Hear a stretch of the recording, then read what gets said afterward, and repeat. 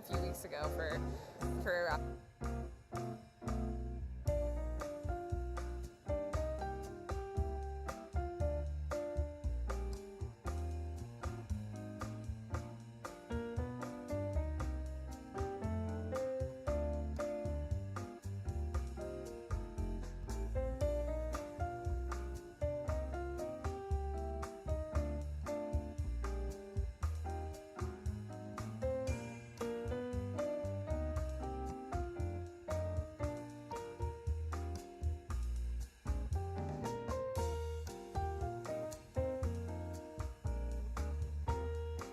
so that's awesome. I really.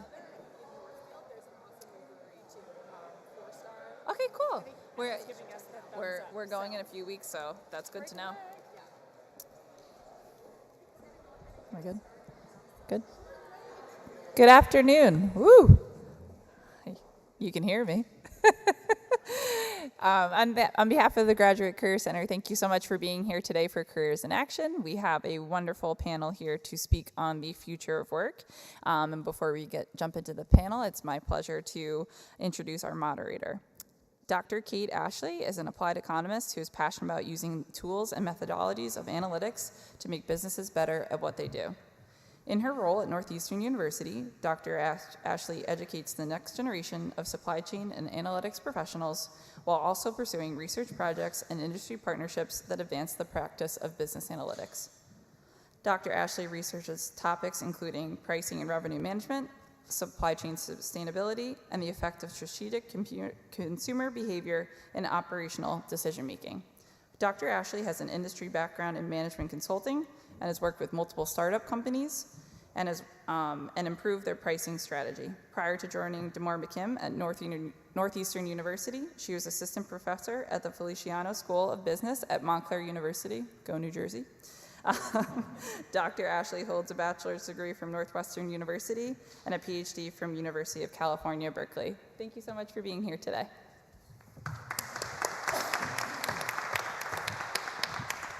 All right, thank you so much for that introduction, and welcome everyone to this Careers in Action Day. I'm really excited about the group of panelists that we have assembled and the conversation that we're all going to have together about the future of work. So I see many of my own students in the classroom, so it's wonderful to see you. I'm the faculty director of the Master of Science in Business Analytics program here, and I teach a fair amount in that program as well as the occasional MBA elective. So if I haven't had you as a student yet, maybe I will in the rest of your time at Northeastern. I wanted to start off by just giving a quick overview of events. So we're going to start off with some brief remarks from each of our 4 panelists, and you'll get to hear a lot more about them. But we have Doug Cutter, Liza Huber, Alec Lorenzo, and Jos Kreinen joining us today. So each panelist will give some remarks. We even have some audio-visual components. And then we'll have some time for questions after each panelist. And this is where I'm going to give you a call to action. I really want you to make this your own. Bring your questions. Don't be shy about raising your hand. I'll pose some questions to the panelists, maybe, put them in conversation with each other a bit, but then we really want to hear from you. And so we'll have mics to bring around to the audience to hear your questions. So after we've heard from each panelist, we'll have a brief intermission from about 3:30 to 4 p.m. And then we will rejoin and continue the panel from 4 to 5 p.m., kind of facilitating a conversation among the 4 panelists and all of you, of course. And after the panel concludes, we then invite you to stay and join us in small group discussions. So that's your opportunity to talk with the panelists in a small group, and that'll go until about 5:30 p.m. All right. So again, thank you all for being here. Wonderful to see such a big group, even on a beautiful Friday afternoon. Kudos to all of you for showing up. All right, and with that, I'm going to introduce our first panelist. Doug Cutter is Internal Audit Director at UBS and has over 25 years experience in financial services. He served as a project leader focusing on climate, environmental, and social risk framework audit, credit risk management. He's worked with senior management on complex financial processes. He's a certified financial services auditor with experience in task force on climate risk financial disclosures, the European Central Bank climate-related and environmental risk gap assessment, CARES Act, you name it. So in Doug's deep experience in the financial services field, he's also served as manager of risk assurance at KPMG. He was an AVP at JP Morgan Chase. So wealth of experience to draw on, and excited to hear what Doug has to share with us. Doug holds an MBA from Boston College and a bachelor's degree in business management and finance from Westfield State University. So with that, I will turn it over to Doug. Okay. Do you mind if I just sit here? No. Okay. So, actually, I just kind of want to tell a story, bring you guys on a journey. So one of the things that kind of has kept me busy, I spent 20 years with KPMG. When I left KPMG, I worked for a Boston Consulting Group, and now I currently work for a former client, UBS in internal audit. So kind of the journey that you guys are going to take is when you leave here, and I guess you turn your tassels and you graduate from Northeastern, you'll be on your first or second or third corporate job. So really what I suggest is you kind of focus on what's in front of you, and ultimately good things will happen, and unexpected things will happen in your career. So if you're engaged, you follow kind of the laws of attraction, people look to you for your expertise, and believe me, with what she just described as your data and analytics degree program, you're going to have a wealth of expertise to offer business. So part of my job is to follow kind of an economic cycle and regulatory cycle. So during the, I guess, date myself beyond 25 years, I worked in South Korea with KPMG for the Asian currency crisis. As you know, if you look at history, I'm sure that hopefully they're telling you the history of business. There's lots of cycles, like as most recently, we got GameStop, you got Archios, you got, as you know, when the economies get tight, that's when fraud starts appearing.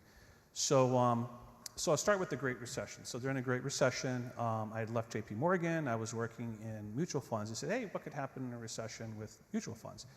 Well, let's say you have a fund family of 25 funds that have 40% losses.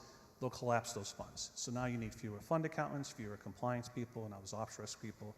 So being one of the fewer people, I had lost my job at JP Morgan, but I got a call a few days later to say, hey, Doug, I need you back at KPMG. So I had some good relationships. I left there on good terms. So I went on my 12-year journey there. So going through the financial crisis, one of the things they had to come up with is mortgage-backed securities. So a big component of that crisis was a real estate crash. So with mortgage-backed securities, it's like you think about something being like a hard asset, like a home, a business. But what you find is when you look at the different asset classes is you had synthetic securities, you had derivatives. So I had this data and analytics project where we had to come up with an industry solution. So we were sponsored by 20 banks. I had working with analyzing compliance and developing risk assessments on mortgage-backed securities for a client. Obviously got to leave some names out of this. And then, so for the industry solution, we had a group of data scientists come in. We had a group of industry practitioners like myself, and we used machine learning. We used natural language processing to read Adobe files. So we would go in and audit these files. So even consulting kind of uses the same audit approach. You're looking at risk, you're looking at compliance framework. So with mortgage-backed securities, this is global issuances. So there's over 100,000 QSIPs right here. So we would read the prospectuses, and typically when you sample, you look at 65, maybe 25 items. So for this one, we had to train a machine learning, we trained the system to perform that assessment. So we actually went through 1,000 prospectuses manually. I set a team, read through them, sign off on it, determine the high-risk areas, and then finally the machine could do it on its own. So the machine went through over 100,000 QSIPs, the reading of the documents, literally reading the Adobe files.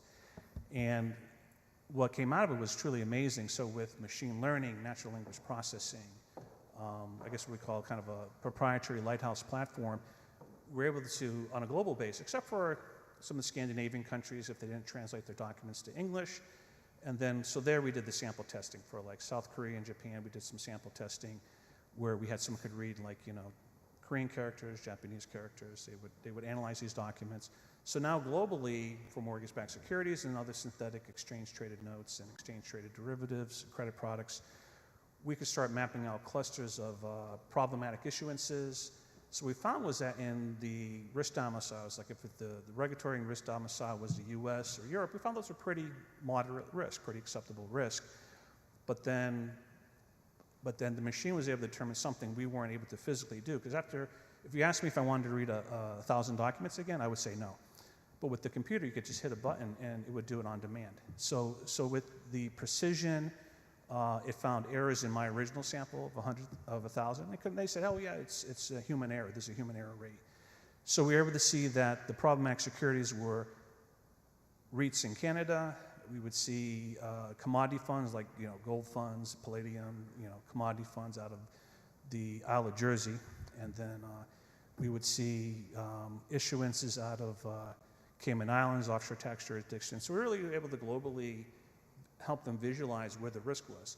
So our findings were reported to 20 banks. So again, by coming in, being open to do something new, taking on some personal risk. Because again, this project here right here was when data analytics, I guess it's still at an infancy stage, wasn't proven technology. So we were able to come in here, work with the syndicate of banks, work with the professional association for securities, and give them the results they needed. And sometimes the results they did not need. Because I got several phone calls like, oh my God, it's happened now in Jersey. We got so much exposure there. But then through this workings and inner workings here, securities laws were changed globally. The way they assess risk, the way they warehouse these securities changed. And so again, I was part of helping not just myself get a good job and do an interesting project, helping out the industry. So once that project was over, pretty much that economic cycle was over, sat in the office, hey Doug, we're done, you're global product champion, you've done great things. Now it's time to do something different. We don't know what direction we should head. But with my previous experience, I'll take a breath here. With my previous experience, I went back to doing what I did before.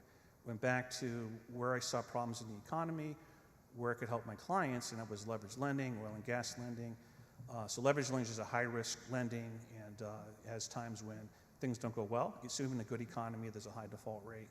And with oil and gas lending, as you know, with the drop in price, an industry that makes lots of money could have cycles where it makes a little bit of money.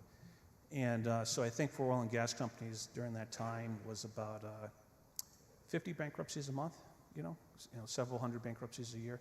So very problematic for banks. And they're still cleaning up there, the smaller oil and gas research and development. But from this phase in my career, I really got a chance to work on what I'll call the employee experience. So I started working with diversity. So I set up a local chapter for veterans, diversity, help hire veterans, help people get jobs, consult veterans transitioning off of active duty. Veterans have been out there for a while, help them find work, and was able to go in with and build up a employee group in Boston, and then was put to the national board. So nationally, I was setting up the veterans program for the firm. So we already had like the Women's Network, the African American Network, and we had APEN, Latino networks. So really had a chance to give back here because one thing that really, I guess if you look at the United Nations Sustainable Development Goals, diversity, sustainability, climate risk is all intertwined. It's really holistic in the sense where the United Nations Sustainable Development Goals is to get people good jobs and jobs that can actually afford to pay the bills. So where I kind of segue here, this was also a period where I built my exposure in the firm. I spent more time with family. I was able to see my daughter grow up. The initial part of my career was living in hotels and traveling around the country. So the veterans program kept me grounded.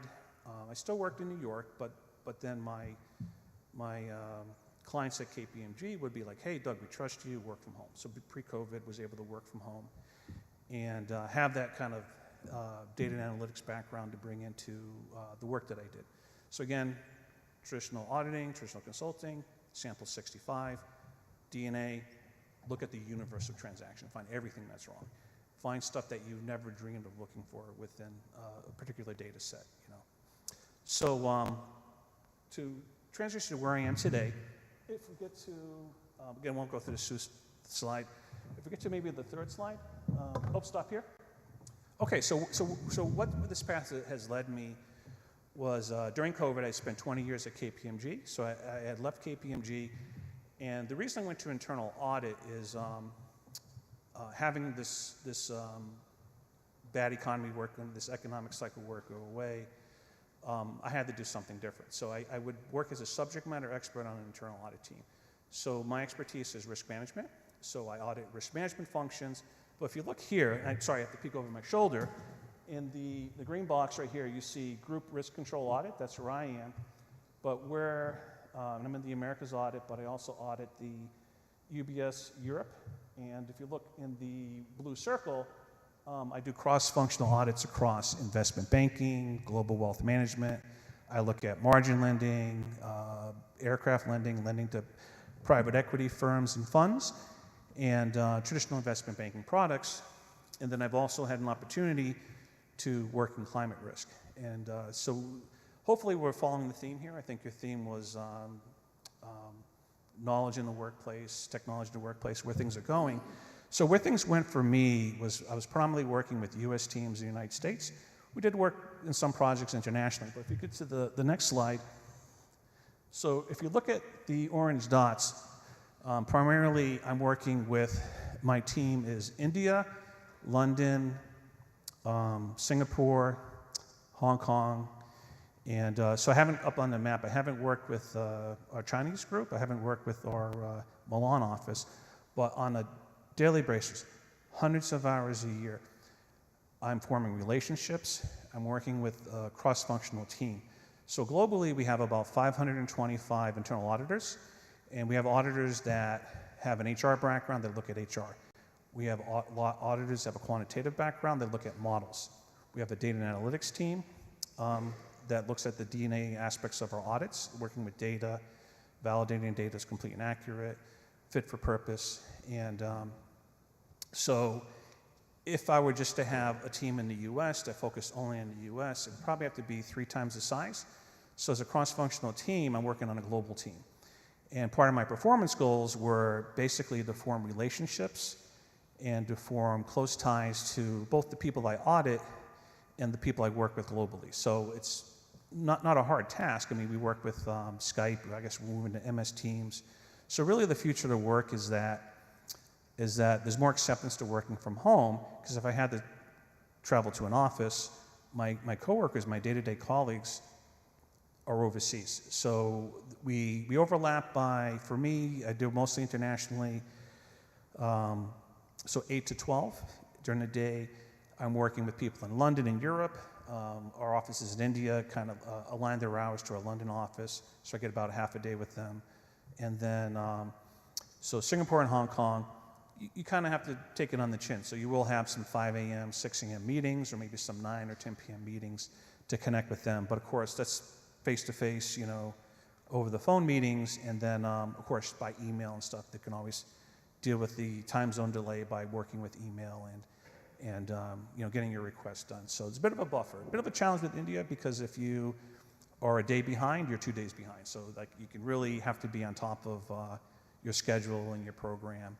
So it's been really rewarding transitioning from out of consulting into here.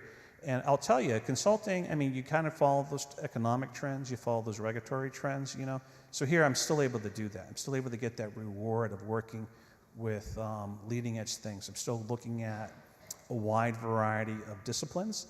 And then when I'm short, like the DNA staff, they're fully taxed, So we have a program now where they'll coach us. So basically our team will pull out Alteryx, and they'll kind of help us, through the Alteryx functions, give us some coaching, so that way we can use these more powerful tools to audit. And again, looking at the universe of transactions versus, the traditional sampling.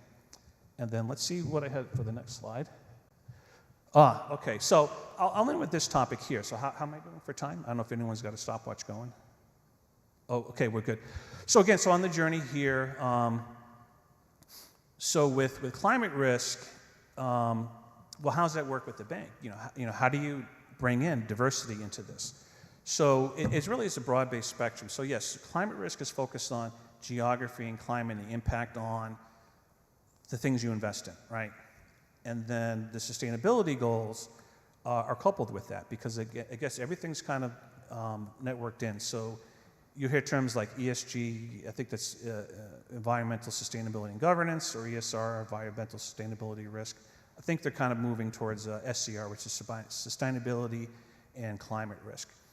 So what they're doing with that, and again, this does tie to data, right, is they're taking climate risk and they're translating it to financial risk, right? So to walk you through that, there's three key factors with climate risk. So of course you have greenhouse gas emissions and your path to net zero, engineering that path to net zero. But within a bank, we think you have financial assets, right? Your real assets, your real estate, your businesses, entities that have an economic purpose and generate cash flow and generate greenhouse gas emissions. You have physical risk, right, which is geography and things turn against you. So the example is France may not be a wine-producing country because the oldest winery in France is 1,000 years old, right? Now they're having vineyard fires, wet seasons, right? So it's either too dry or too wet, so you're not getting that crop yield. So kind of a nation, an industry that is bound by tradition. It's our soil, our land, right? It can no longer produce consistently those varieties, so they're buying land in England, they're buying land globally, right?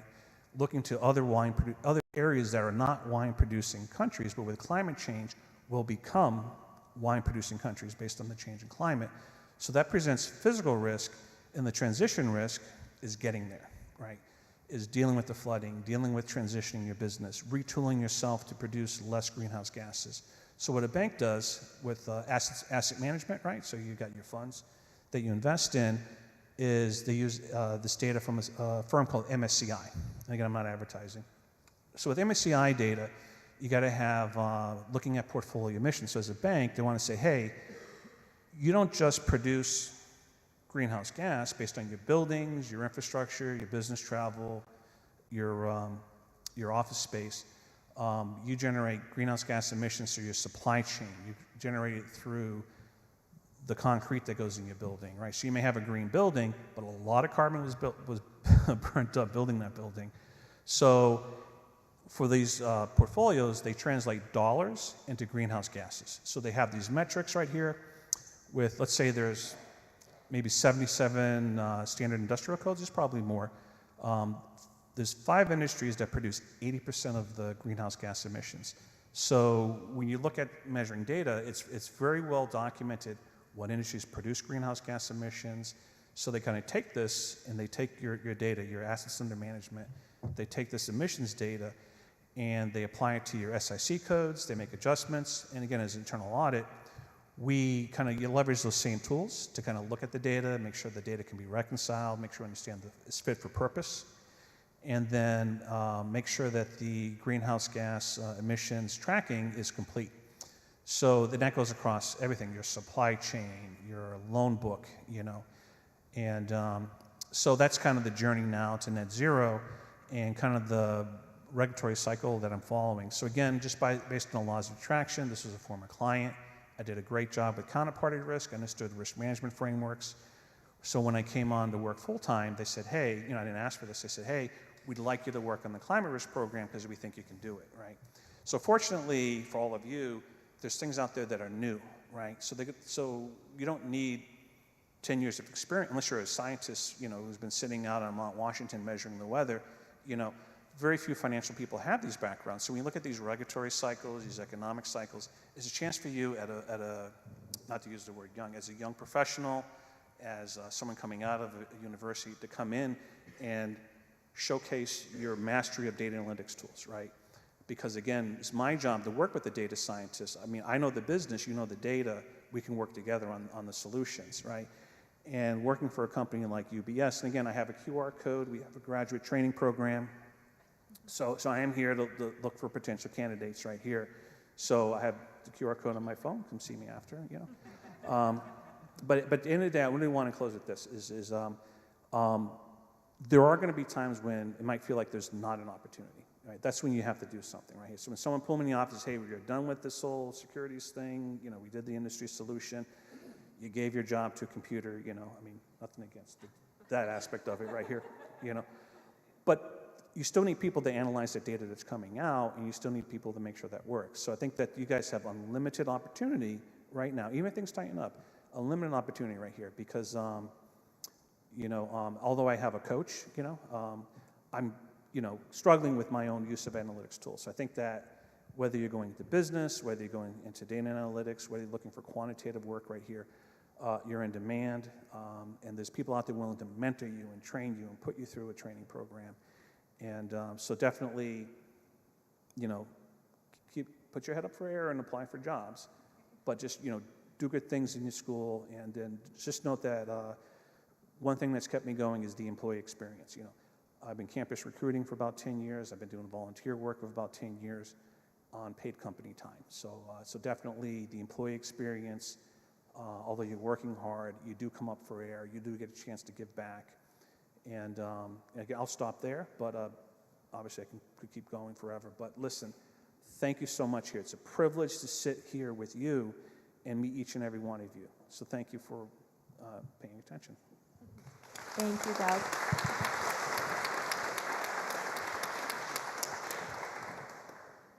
Thank you. And I'm fascinated by this idea of quantifying the financial risks of climate and how things are shifting in that direction. So I think we can get into that topic more maybe later in the panel. But for now, I think you set me up perfectly for one quick question I wanted to ask, and then maybe we can open it up if there are questions from the audience. But in a lot of fields where analytics is really changing how business is done, we hear concerns about automating ourselves out of jobs. And how would you respond to that? Do you see the role of analytics and automation taking jobs away or changing the nature of work? And how do you see that playing out, particularly in the audit field?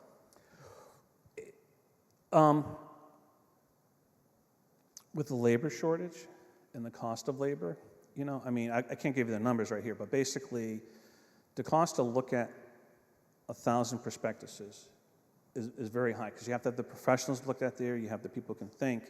But once you automate that, the complaint for auditing, when you do, or consulting, when you're doing your problem definition in your survey stage right here, it takes a lot of energy. So really you're spending 80% of your time in data and 20% analyzing. You're struggling to meet that deadline right here. Flip that. 20% of your time analyzing data, because it does take a day or two for some of these programs to run. Right. You get more time to do the analysis, right? I'm still in an hours-based business, so although I'm held to an hours metric, right? Not a revenue metric, but an hours metric in terms of the time I spend on an audit right here. So the hours savings for me, the labor shortage, the information you get from data and analytics right here, we welcome. I don't want to be in the business of just crunching, I do want to validate that the information is correct here. So I want to put myself out of the kind of data business into the analysis business, because the bigger impact here is now I have more hours for analysis. Yeah, that's very well said, and I'm glad to hear you say that, because that's a point that I feel like I try to drive home to my students all the time is, this only frees you up to do kind of the higher level thinking, strategic work, right? You're automating the parts of it that a machine can do better, but there's still a role for the human component. And you have to know how to use like Python, Tableau, and I have people who don't want to learn that stuff. So excellent motivation to apply yourselves and learn, do your homework in all your courses. Excellent. All right. Do we have any audience questions? Yes. Well, I think we'll take one audience question now, and then we can certainly circle back to these topics. Is it good? Okay. So, thank you so much for letting us know your journey.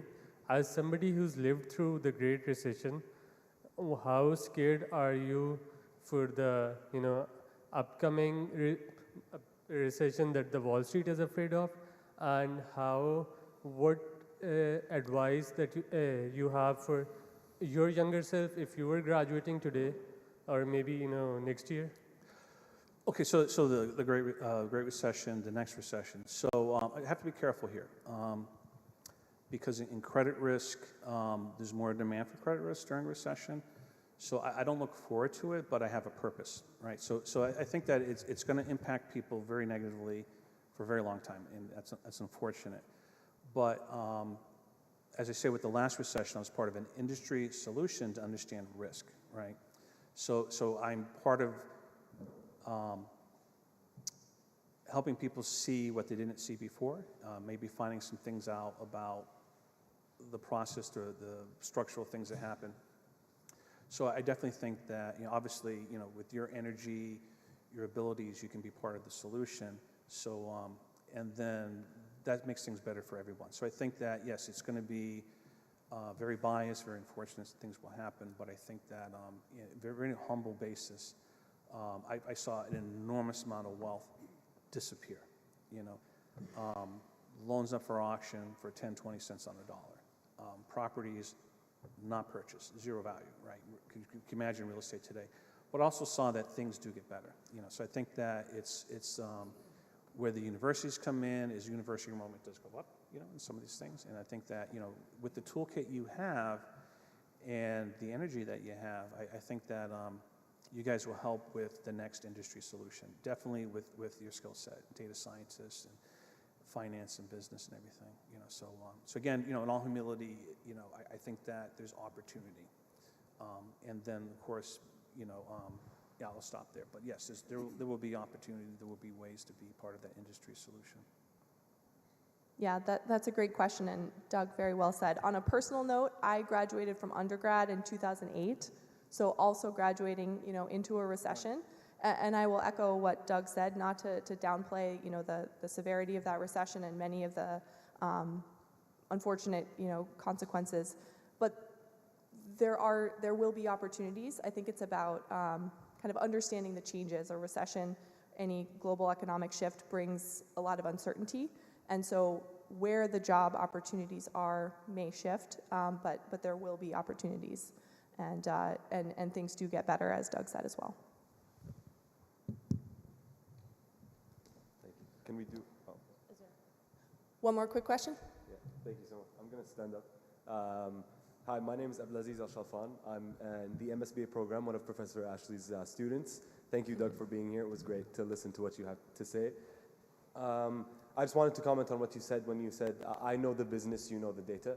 That really puts confidence in us and puts value in what we're studying. And so I feel like there's an intrinsic need for the cross-disciplinary efforts in terms of achieving the modern enterprise's complex goals. I feel like it's much more complex than before, right. In terms of ESGs, in terms of the job climate, in terms of the general economic climate, as my friend Tabar mentioned. So what's your take on we hear a lot about collaboration, we hear a lot about the need for a collaborative a person in the workplace. So what's your take on collaboration, elevating your deliverables across your career? How has being a collaborative person helped wherever location you've worked? Yeah, well, for collaboration, I think there's kind of the formal lines and informal. So by building relationships, so for instance, my current role, I'm viewed as a credit expert, subject matter expert for credit risk. So I'll get unsolicited phone calls of the team members. Hey, I'm working on something. Can you help me with X, Y, and Z? So that's kind of again with an hours-based metrics job. You set the hours aside, you set the metrics aside, and you help them, right? So you may have somebody picking up a piece of work, and you'll spend hours with them, converse with them, get them the materials that they need. So that's kind of that peer-to-peer collaboration. But in terms of the work, as I showed up on the map, so my current team, I don't have all the expertise, right?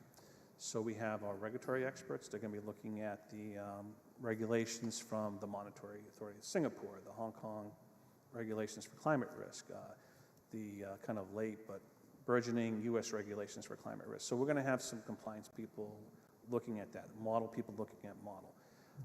For data and reporting, again, whatever ends up on a report has to be complete and accurate, so we're going to be working with a cross-discipline team. If we don't get that expert on the team, we get the coaching.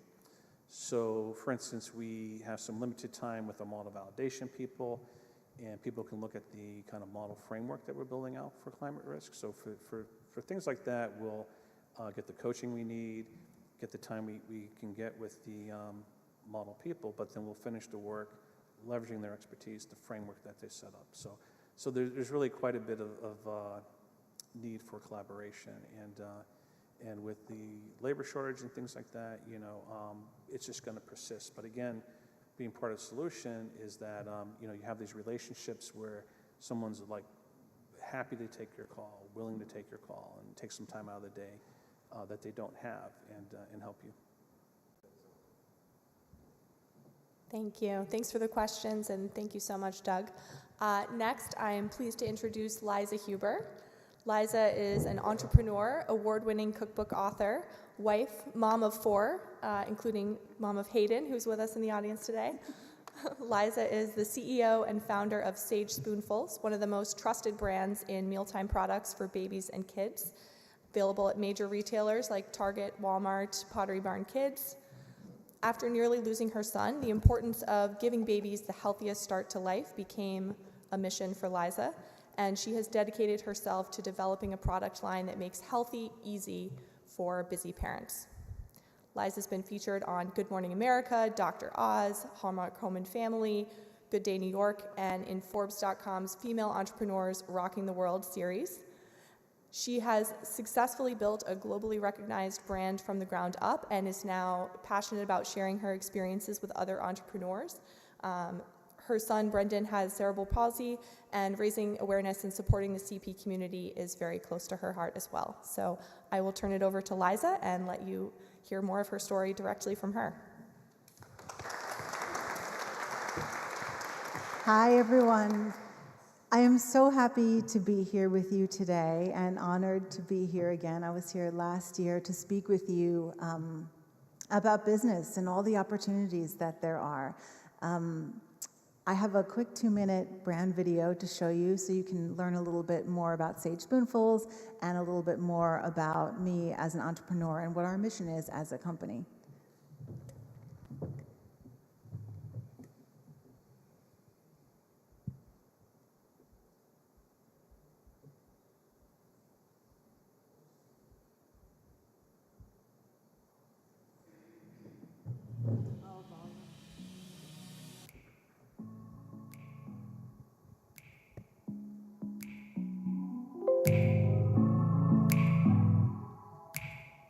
We almost lost him on 2 different occasions, and it was an absolute game changer for me. Liza's desire was to make fresh, healthy baby food.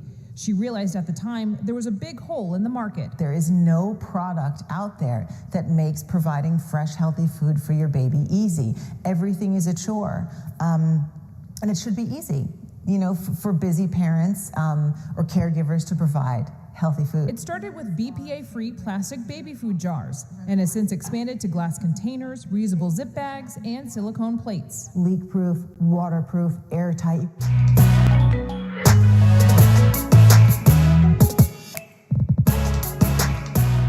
What I thought was going to be just kind of maybe a boutique store, kind of independent mom-owned brand, took off like wildfire.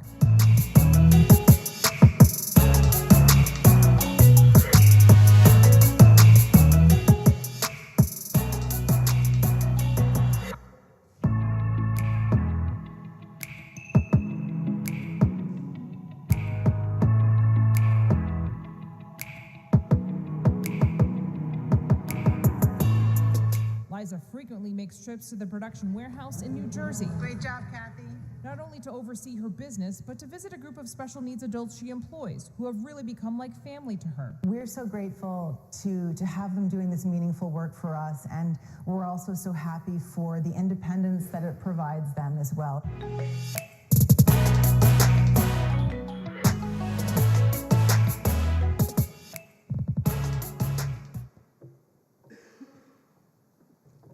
So I'm just going to come around the table here. So I would like to know, a show of hands, how many of you have an idea that you would like to make money off of? Anyone have an idea? Yeah, hands go up. Everyone's got an idea. How many of you would like to own your own business? and work for yourself. Yes. So my name is Liza. I'm the CEO and founder of Sage Spoonfuls. Really, the idea came from my children, and I'm so proud to have my 11-year-old daughter, Hayden, here with me. There is so much to talk about as a business owner, as an entrepreneur, as the owner of a physical products-based company. There's so much that goes into it. But I do want to stick with the theme of today, which is the changing landscape of business and the opportunities that there are and how things are changing. 10 years ago, when I started this company, blogging was just starting. There were so many events, and we would just constantly be on the road. We were traveling. We were going to all the different expos. We were, schlepping our booth and always setting things up, and you needed a big team. And, we launched nationwide in Bye Bye Baby in like 350 stores 5 months after we launched. And that required a team, and there were so many people. You needed so many people on the ground. It required so much time to manage and dealing with the stores. It was very different. And we just kept growing and growing, and we were in Babies R Us, and unfortunately it's no longer, and then launching with Target and Walmart and all these major stores, and you're getting more and more and more people on your team, and more to manage, and inventory management. And look, I'm a big believer in, building the plane as you fly it. You can have a business plan, you can know what you're doing, but really, as an entrepreneur, nothing teaches you more than experience. You have to trust yourself. But then COVID hit, and as we all know, it changed everything for everyone in every industry. For us, as you saw in the video, we had a team of special needs adults that works for us and does some assembly for us. Our warehouse, who stores and ships the goods and ships all the orders, they were allowed to stay open. But the special needs adults, while they're a business, they were considered a school, and so they had to shut down. And actually, our best sellers need some assembly. I mean, most of our stuff comes over from overseas. It's in beautiful packaging. It's ready to go to the store. But there are some baby food jars that need the lids put on, and they kind of come in bulk. And the special needs adults would put those kits together. And it was great. It was wonderful. It allowed us to give back to the community. Like we said in the video, one of my children has cerebral palsy, and thankfully, we're very blessed. It's mild, and he's able to lead a full life, but it definitely is life-changing when you have a child with special needs. So being able to hire 12 special needs adults to work with us was amazing. But they had to stop working for 1.5 years, and I had to pivot on a dime and think, oh my gosh, who is going to make all these orders? Who's going to put this all together? And so for the first 2 weeks, I went down. I actually did it myself. I was gone from home for 10 days, and it was just putting lids on jars and just working like 18 hours, and it was just crazy. And then, as COVID was kind of easing up, I was able to actually hire some college students and other people to work, but the team couldn't come back until they came back like last November. So it was a really long time. I actually personally made 104 trips from Boston to Trenton, New Jersey in a 25-month period, and it was crazy. And now we have changed again.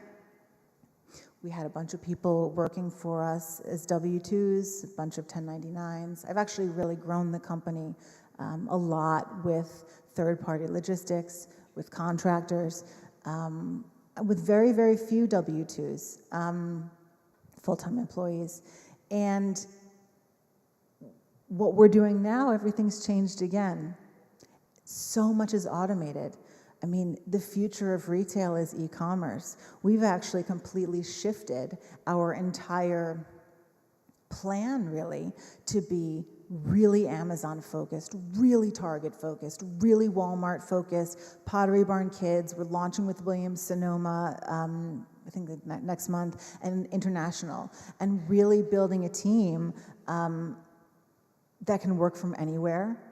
We don't need all these salespeople visiting all these stores. It is very sad that there is kind of the death of brick and mortar, but I have friends where it is just themselves, a virtual assistant, and maybe one person, they're making millions of dollars on Amazon. Millions of dollars. And actually, one of our primary competitors only sells on Amazon and only sells on the Walmart marketplace. And it's just 4 of them.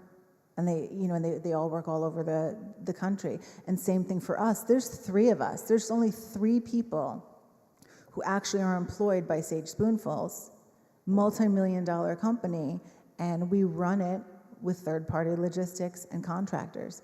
And we're focusing very, very heavily on e-commerce. The main challenge right now, and it's been for a while if you want to have a physical products-based company, is the supply chain.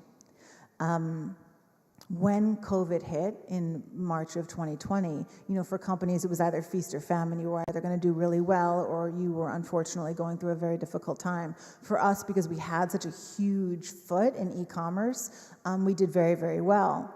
We ordered a lot more product, and just as everything was leaving the factories, boom, the supply chain just came to a screeching halt, and our vessels were hanging out in the ocean for 4 months. I mean, there were crews that were just, I think one out of Long Beach, there was a crew that just abandoned the ship. The ship wound up catching fire. All the goods fell into the ocean. I mean, it's just, it's been a crazy time. So we're still, now towards the end of 2022, still trying to catch up on inventory. We were out of stock on our best sellers for 4 months. What happens then? You lose your rank on Amazon. You lose your sales momentum. I have completely, in the past 18 months, restructured the entire company to be way more self-running is not the right word, but we can have as few people as possible and utilizing outside teams who have huge amounts of people working for them and access to so much data, because success in e-commerce is so data-driven now. The algorithms, it's incredible.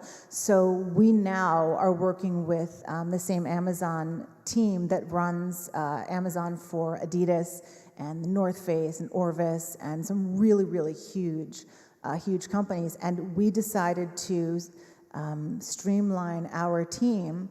So for the cost of 2 or 3 employees, we're working with this big team, and they get a piece of our Amazon business, but we have access to 300 people and a ton of data. So really, we talk about opportunity. I think now more than ever, there's so much opportunity because you don't have to physically go in an office. You can work for me, and I'm based in Boston. Some of my team is in New York. Some of my team is in New Jersey. And one of our director of e-commerce is in Florida, and you can work from anywhere. So now you're really not limited by location. Funding. So many people think, I want to start my own company, but I don't even know where to begin, and how do I get the money? And I don't want to, I don't know if I want to take on investors, or maybe it's so early that you're not sure where to start. I set out right from the get-go to remain 100% owner. I said, I am not giving my company away. Sarah Blakely of Spanx did it, and I'm going to do it too, There are so many options to get funding for a physical product space. It's unbelievable. And if you're interested, please come see me during the break, and I can tell you there's more now than there ever was before. You do not need to give your company away and get kicked off your own ship before you even set sail. So really, what I want to say is, if you have an idea and you want to turn it into a business, I want you to just start. Because you will never have enough money. You will never have enough time. It will never be the right time, and you will never have enough experience.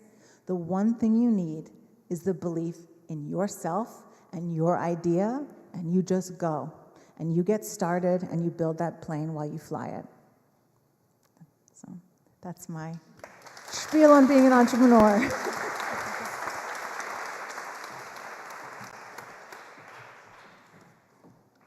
Thank you, Liza. We can take a couple of audience questions.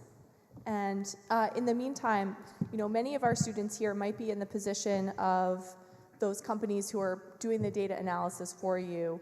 Do you have any advice or recommendations kind of as a CEO, what makes data actually impactful to you and how you run your business? So for us, customer data is so important.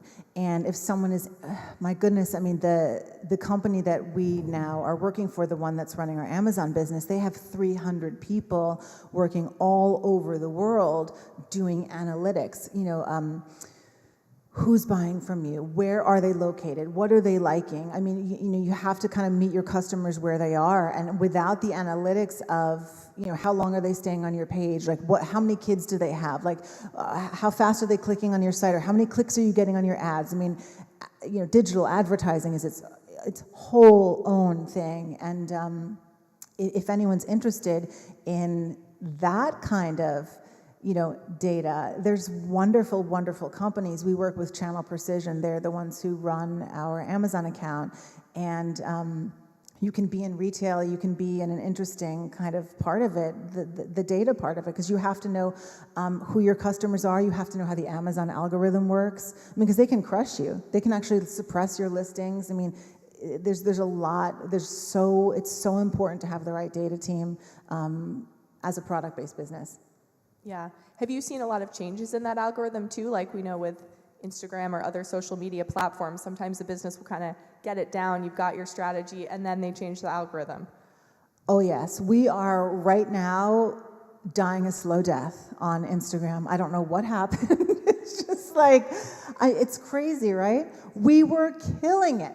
I mean, huge engagement, like amazing. I mean, I felt so good because I do all the social media. Like, I was like, oh, my content is the best, and like, but then all of a sudden, recently, something happened, and it was like, death, crickets.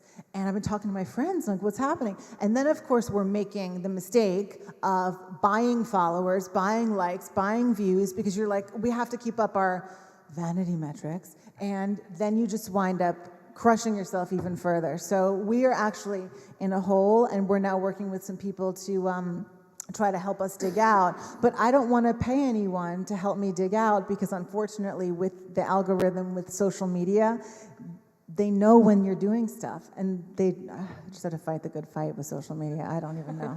I wish I had the answer. Well, maybe some of our students here can help you out on that. Yes, if anyone is an Instagram expert and digging your engagement out of the toilet, I would love to hear it. It seems like reels are everything. That's as much as I know. You've got to be making reels. I'm making reels. I'm dragging the kids into the reels. They're my goodness. I mean, they know their good angles, their bad angles. They know the lighting. Hey, Mom, why don't you turn over here? We have brand ambassadors. We're trying from every angle, but they're making it very hard for business owners. That's for sure.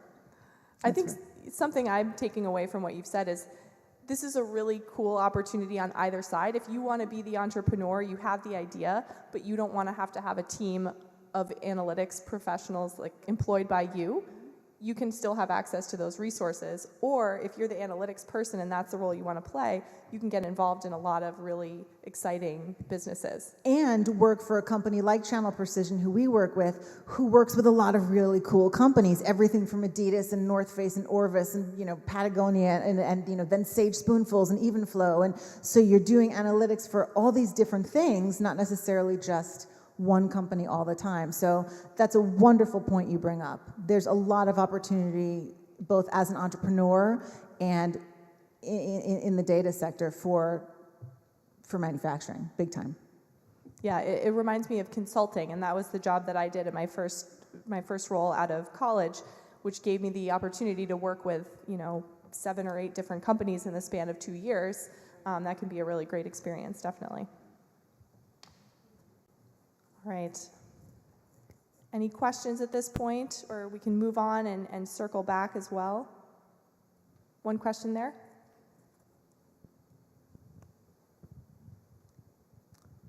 So my question is, how easy or how hard you think is it to replicate your asset-light, human-light model if you stop relying on these third-party, platforms or these retailers? Like you have to depend on their algorithms and all. So if you have your own direct-to-consumer channel, how easy will it be for you to replicate that? That's a very good question. And the word that really sticks out to me is you say rely on. And I learned this the hard way. You can't rely on anybody. You have to rely on yourself. So we have people who work for us. We have people who work with us, like Channel Precision. So I'm on them every day. I want this report, that report. No one's going to sell the product better than I can. So, what keywords are you using? What's working, what's not? This worked in the past. What are you guys doing? Well, I saw an ad for this and it said that's wrong. And even our director of e-commerce who works for Sage Spoonfuls, half the time, I'm not, you can't just go out and trust anybody, whether they work for you or with you. You cannot rely on anyone, and I learned that the hard way. I learned going down to New Jersey those 104 times. The first time I walked into that warehouse, I saw 4 stories high, probably $200,000 worth of boxes. There was one cash bleed. But I relied on these people and I trusted them. Shame on me.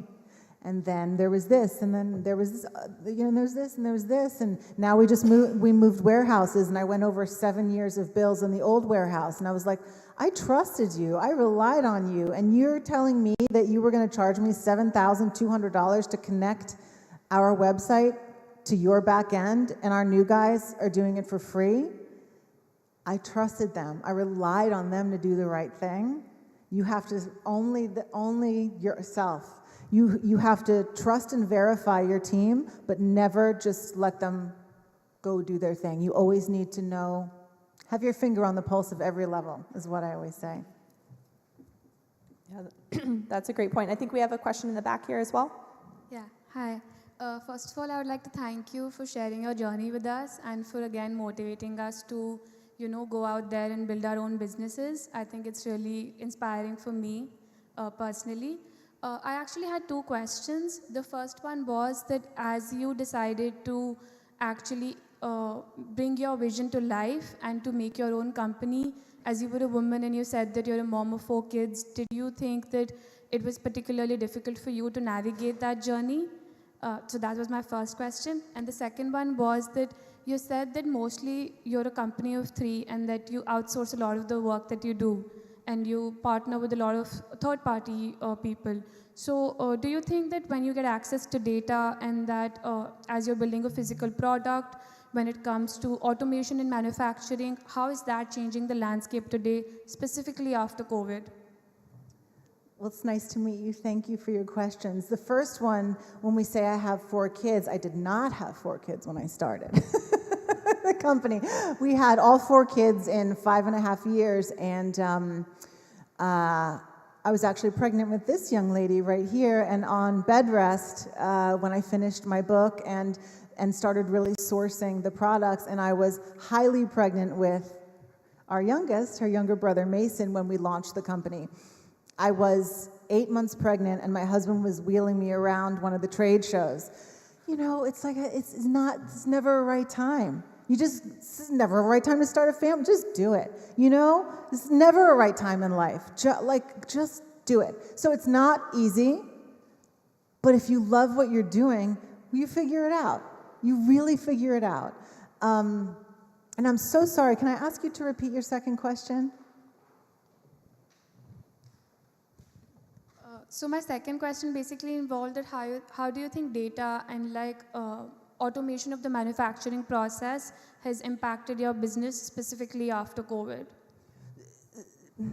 Data and automation, it's wonderful, but it's also a little scary because things can go wrong. You can never fully just leave something to an automated process, especially let's talk about Amazon. I mean, all the data can be put in correctly, but then all of a sudden, the AI, it just messes up your listings just because it's Amazon. So you have to, you can trust the automation only to a certain extent. You really always need a person. You really need, I don't think there's ever going to be a day where we don't need people, where we can just rely. I mean, technology and automation is so important, especially with algorithms and so many people in e-commerce, but we always need people keeping an eye on it because it just has a way of changing on its own on a Tuesday at 3. You never know. All right, we can take one more question. Hi, thank you so much for your time. Your business sounds amazing. Because you've started your own business and started from scratch and you're here now and you have some experience, if you were to look back and do it again, is there anything you would change and why? That's a wonderful question. Going back to what we were talking about, would not have trusted. I'm not even a trusting person. And I trusted all these people because I didn't trust myself enough. I had so many people drilling holes in my boat behind me. You know what I wouldn't have changed anything in the order. I would have just said, Liza, trust yourself. If so-and-so's giving you a bad feeling, there's probably a reason why. Why don't you take a couple trips down to New Jersey? And why don't you, just don't trust yourself. Because there are people who are drilling holes in my boat that I never in a million years would have imagined. I hate to say it, there's always a mole somewhere. And if you're not present in every aspect of your business, it's hard to put your finger on it. So trust in yourself only. Yeah, that's a really important theme, I think, of the fine line between delegating but also keeping that involvement. And no matter what your title is, you need to have some involvement at all levels. And it's not micromanaging. Micromanaging is terrible for everybody. It's just Exactly. about checking in. Yeah. Double checking the Awareness. work. Are the product listings right? Are you sure how much inventory was ordered? No micromanaging, but there is a fine line between being too present and being not present enough. Right, finger on the pulse. And I think you also reiterated a point that is very important in analytics, which is I don't see us automating these human critical thinking roles really ever, but certainly not anytime soon. I mean, it's really hard to replace that with a machine. All right. Thank you so much, and we'll have time for some more questions later on in the panel. But at this point, I would love to introduce Alec Lorenzo. Alec is the co-founder and a partner at Pinned Golf. Pinned Golf started as a side hustle and has turned into a successful company with a goal of putting affordable rangefinder technology into the hands of golfers worldwide. Prior to starting Pinned Golf, Alec served as the National Industry Account Manager for Healthcare at Granite Telecommunication and was also the owner and manager of Lorenzo's Italian Ice in West Hartford, Connecticut. He held internships in the athletic department at Assumption College and St. Francis Care and holds a bachelor's degree in marketing from Assumption College. So welcome, Alec. We're already on. How we doing, everyone? Appreciate you coming out to listen to us chat for the afternoon. I'm Alec Lorenzo, one of the co-founders at Pinned Golf. Entrepreneur at heart, entrepreneur, like she said, since my days back when my family owned an Italian ice company in West Hartford, Connecticut. So I was probably 7 or 8 years old, and I would be schlepping around Italian ice, pushing push carts from event to event, and that was really my first taste of entrepreneurship. Fast forward a few years from there, went to Assumption College with Sarah, go Greyhounds. And in 2015, I graduated and came out to Boston to pursue a career in sales. Always in the back of my head knew that I wanted to be an entrepreneur, but this was the first sort of stab at the real world that I had, so I took it. And what I soon realized of working for someone else was it wasn't really for me. The pay was good, but I didn't really love what I was doing. I was cold calling, I was banging my head against the phone, cold emailing, getting told to screw off, and not interested, and I mean, for terrible things over the phone, which you couldn't even imagine. I definitely won't repeat here, but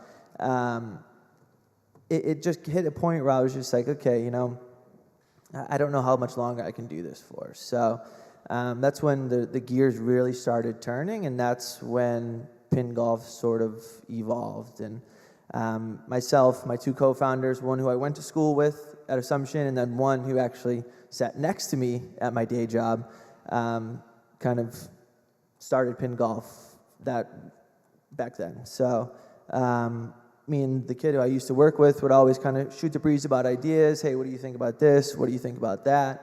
And one day I came in, I was like, hey, what do you think about this idea? And the idea was originally to buy these golf rangefinders, which I don't know how many of you are golfers out there, but pretty much tells you how far you are away from the hole, how far you are away from the tree, how far you are away from the cart girl, how far you are away from the bunker. It tells you how far you are away from everything on the course, and it's become a huge piece of technology in the golf industry, and these would typically sell for $500-600.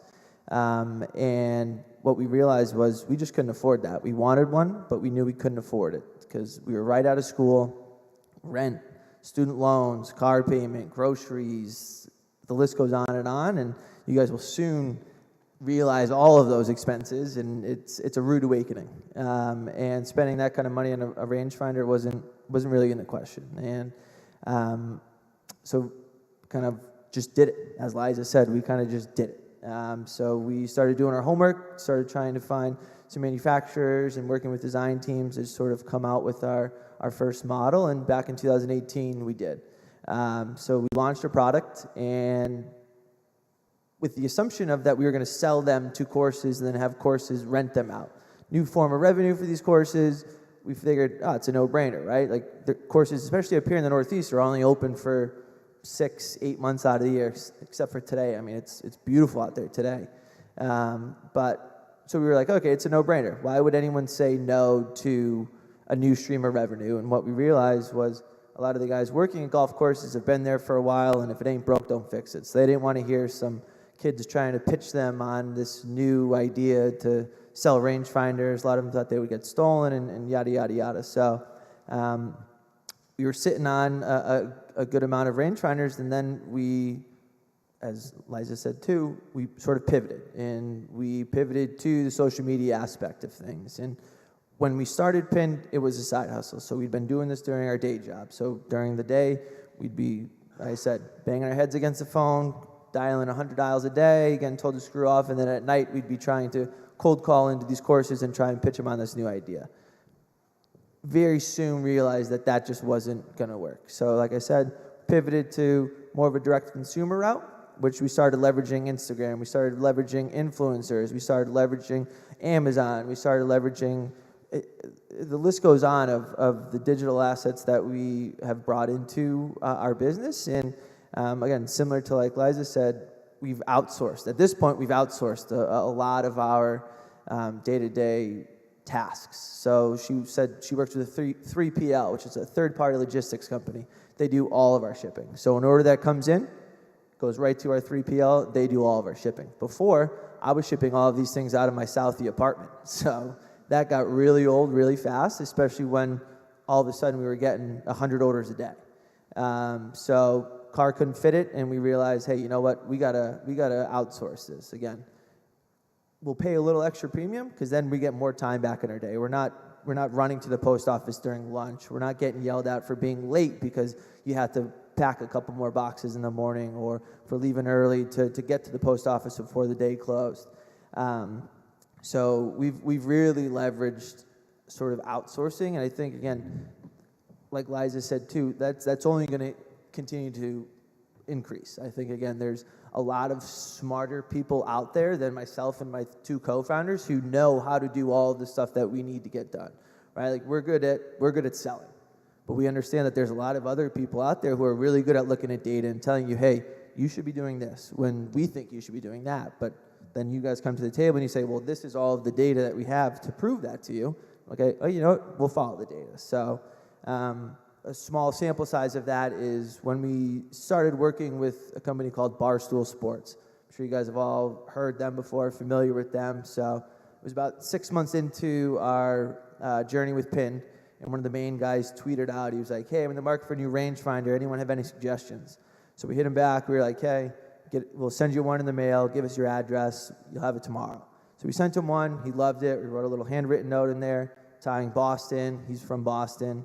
Tying the Milton office where they originated, and he loved it. And one thing led to another is we started a partnership with them, but before we got there, we were given a proposal for, hey, this is how much it's going to cost to work with us. And we're 2 or 3 years out of school. We can't even afford $600 for a rangefinder, let alone the 5-figure deal that this Goliath of a company, Barstool Sports, is putting in front of us to to run ads with them and to be partners with them. And at that point, we had some sales, so we were kind of playing with house money, and we looked at all the data. We looked at their followers. We looked at sort of the engagement that they had. We looked at how many visitors they were getting to the site, and really reached out to other companies that they had partnered with. And what we realized was, we just got to take the risk. We have to do it. And if it wasn't for just kind of looking at everything, doing our research, we probably would have just said, hey, you know what? That's a lot of money. We could do a lot of things with that, and we would have probably just brushed it to the side and carried on. But again, leveraging a lot of smarter individuals who can pull all of this data and show us, hey, this is exactly it. Because again, when you're looking at e-commerce, you're talking about a conversion rate of, if you're really good, 3%. So that means 3% of the people who visit your website buy. And that's great. If you have a 3% conversion rate in e-commerce, you're doing amazing. So when you're talking about 0.01% and that's changing your bottom line for hundreds of thousands of dollars, it really is valuable. So I think again we're going to continue to outsource a lot of that data because that's not our skill set. So. And I think entrepreneurship too is just going to continue to grow, right? I think again, no offense to you guys, but I don't think you at this point you don't need to work for a big corporation to make money, to make a living for yourself, right? There are so many new softwares out there, and there's so many new e-commerce companies out there that have done this, right? Like again, we just had a whole back-end database built by some guy off of a site called Upwork. It's an outsourcing platform for freelancers. We work with him. He does this for a lot of companies. He makes a great living. He doesn't work for anyone else. He just does that as his job. So again, your skill set can be used in many different ways within the whole entrepreneur landscape, and it's very valuable because, like I said, when you're talking about 0.01% and that really changing and moving the needle, it really is a game changer, and it's been a game changer for us. So we're 4 years into the journey. It's been an absolute blast. As we said, it's gone from a side hustle to it's my full-time gig. I'm eating, breathing, sleeping pin golf. Again, I was sitting in the same chairs you guys were, I guess, 8 years ago now, which is really scary. I graduated in 2015, and like Liza said, and again, I'll double down on that till the day I die, is you just got to do it. If you have an idea and you're really passionate about it, just go for it. And the worst that happens is, again, we're still young. And that's what I told myself, is when I decided to make the jump from part-time to a full-time gig, I said, hey, you know what? The worst thing that could possibly happen is I fall flat on my face, this thing blows up, it doesn't pan out to where we envision it to be. I'm still 26, 27 years old. I can still go back into the work field and get a real job. But lucky enough, it did well, and we're still moving and grooving. So So you still need us as big companies? yeah, we do as a fallback plan. As a fallback plan. But exactly, which is again, we were talking about collaboration before. There's a lot of collaboration, right? We work with a number of different, again, outsourcers and larger companies as well. Again, our 3PL is a very large organization too. So, yeah, I will wrap it up with, again, doubling down on what Eliza said is, and if you have an idea, just go for it. Because again, I'm the living truth of that. Again, I wanted to be an entrepreneur my entire life, but when I first got out of school, didn't quite happen. But I knew from the day I had that small taste of working for the Italian Ice that one day I will. And here we are, and I am not looking back. And I can't see myself working for a large corporation in the near future, if ever again. So, yeah. Yeah, exactly. So, thank you guys again. It's an honor to be here. This is my first year here, and it's my first time even talking about PIN in front of an audience like this. So, appreciate you listening. Sorry if I rambled a little bit, but here we are, and I appreciate it, guys. Thank you. Thank you, Alec. All right, we'll get to questions in just a sec. I was just going to say, you may not be working for a big company anytime soon, but you'll be working with them, and I think we see the synergy here. You know, we don't have to pit anyone against each other. It's all a happy family here. Exactly, Yos. exactly. I know, I got to watch my back. Yeah. Exactly. All right, yes. So I have two questions to start. Well, first of all, thanks for being here. First one, what's your handicap? 11. Okay, not bad. And when did you and like your partners start making a profit for yourselves?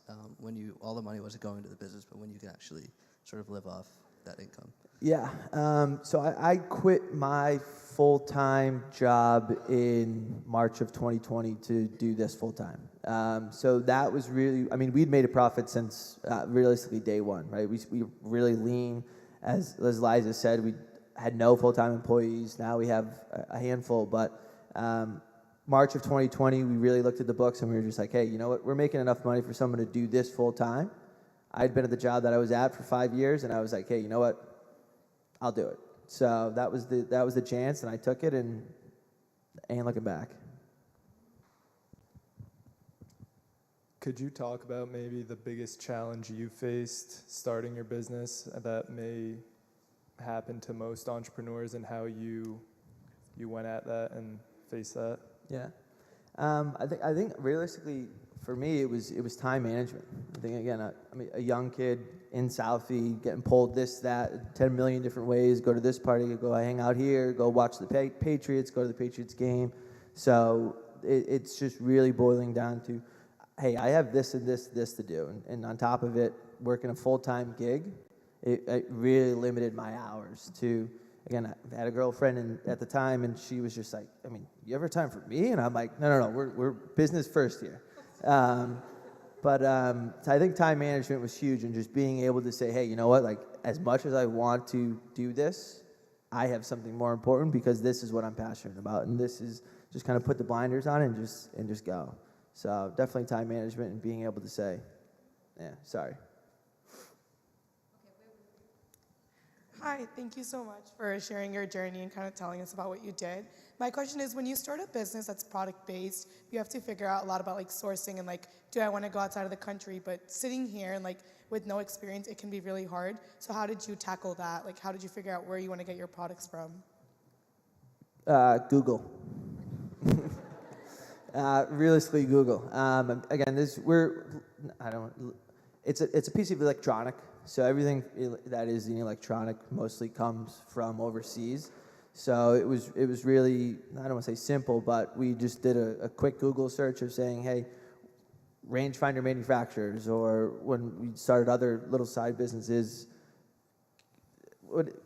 case manufacturers, or whatever it may be, manufacturers, and a lot of them will pop up, and then it's just sort of having the due diligence of reaching out to them, having a conversation with them, trying to get familiar with them, seeing what their terms are and stuff like that. So it's just talking with them. So it's just initiating that first conversation and then just talking with them. Can I just add something to it? Of course. Alibaba.com. Yes. Right? Yeah. Amen. Yeah, I didn't want to give up the source, but yeah. Alibaba.com lists all manufacturers worldwide for anything from a baby food jar to underpants A to rangefinder. a rangefinder. Alibaba, and if you want to get your products made in the U.S., which is unfortunately getting harder and harder, there's something called it's thomasguide.net, I believe it's the Thomas Guide, and that lists all the USA-based manufacturers. That's my 2 cents on that. Yeah, and I double down on it, yeah. All right, yeah, another question?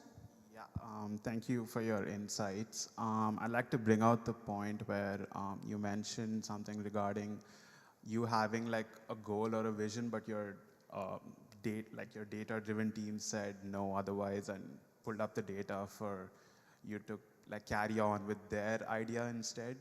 So I'm like a football fan, and I mean, I guess it's called soccer here, but football analytics it's like a huge field right now. And many times I've seen them go wrong with their data projections. Like last season, Real Madrid had like a 1% chance of qualifying.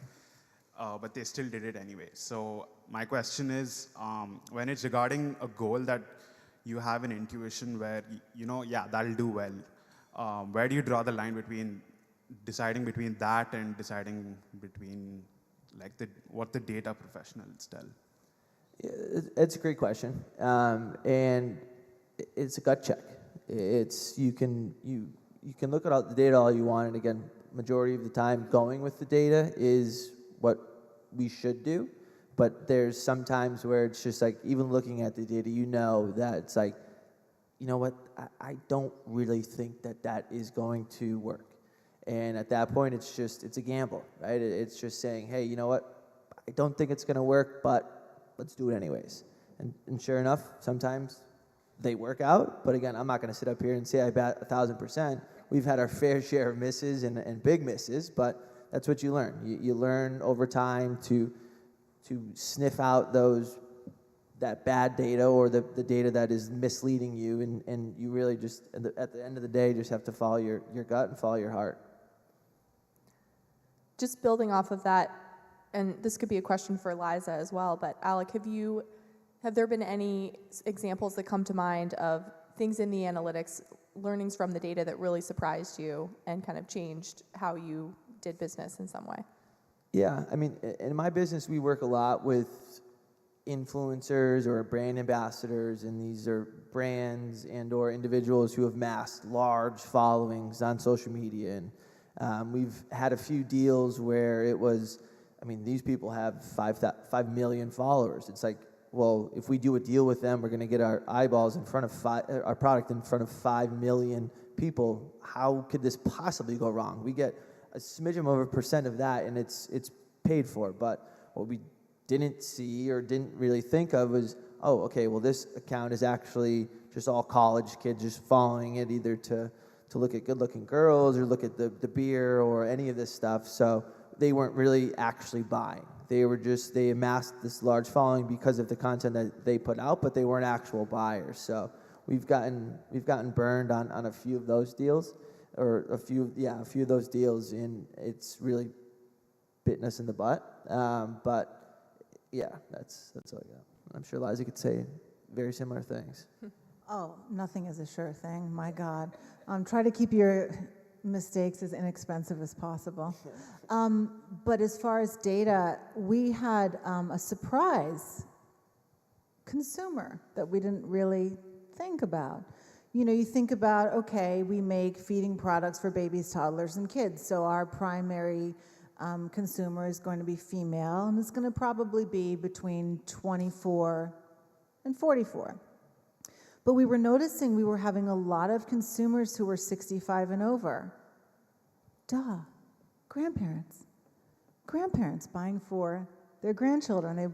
We have these cute little silicone plates and stuff like that. So we actually opened up our brand ambassador program to have some grandparent brand ambassadors. And it was something I never would have thought of, but it was the data that was like, there's this whole other section of people looking at your stuff and buying. Oh, I love that example. That's such a great example of kind of the feedback loop of analytics and strategy. Yeah. Other audience questions? Nope. Okay. All right. I think at this point, we have one panelist left, but we're going to take our break now. I'm going to leave you in suspense, give you something to come back for. Okay, so no escaping into the Friday afternoon yet. But we'll come back together at, do we want to say 4 still? Or yeah, let's say 4:55. We'll come back together. Oh, 3:55, sorry. 3:55.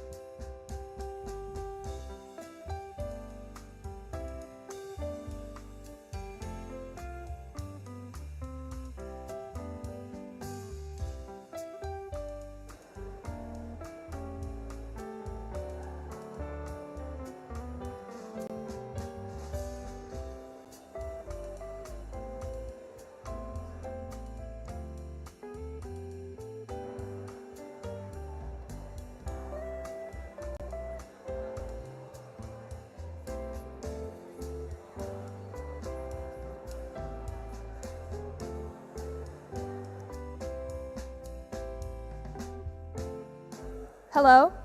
All right, everyone, let's start making our way back to our seats so we can get started with the second half. Thank you.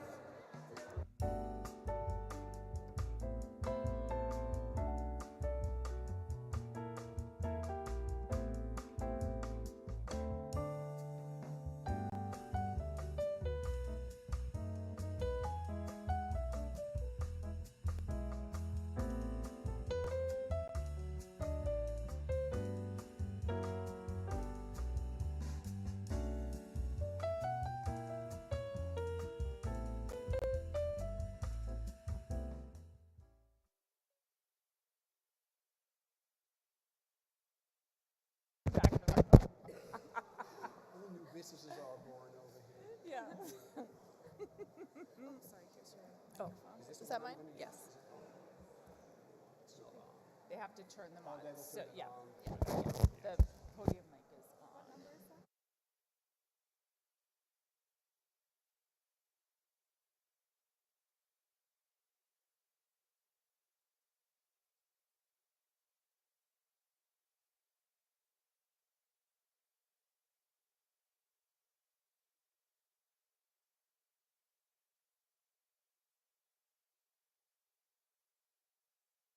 Why does he say that so correctly?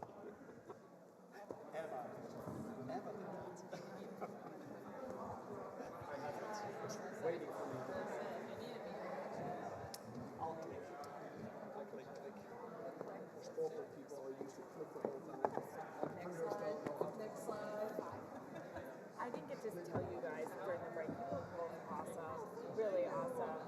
Yeah. I know this was your first year doing this. You were great. Really? Lorenzo's Italian. I should take your Italian. And Sally, I am so obviously. But yeah, you were both great. And we didn't really I know, exactly. I know you are. It's like very TED Talk vibe. Yeah. It's awesome. Right? Oh, you didn't tell that this year. You did last year. It wasn't part of my script. Okay.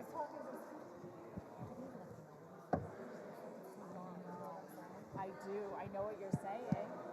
I know. I don't think they do. No. I know. So, well, because last year, video slides, it's not all right. We won't talk about it.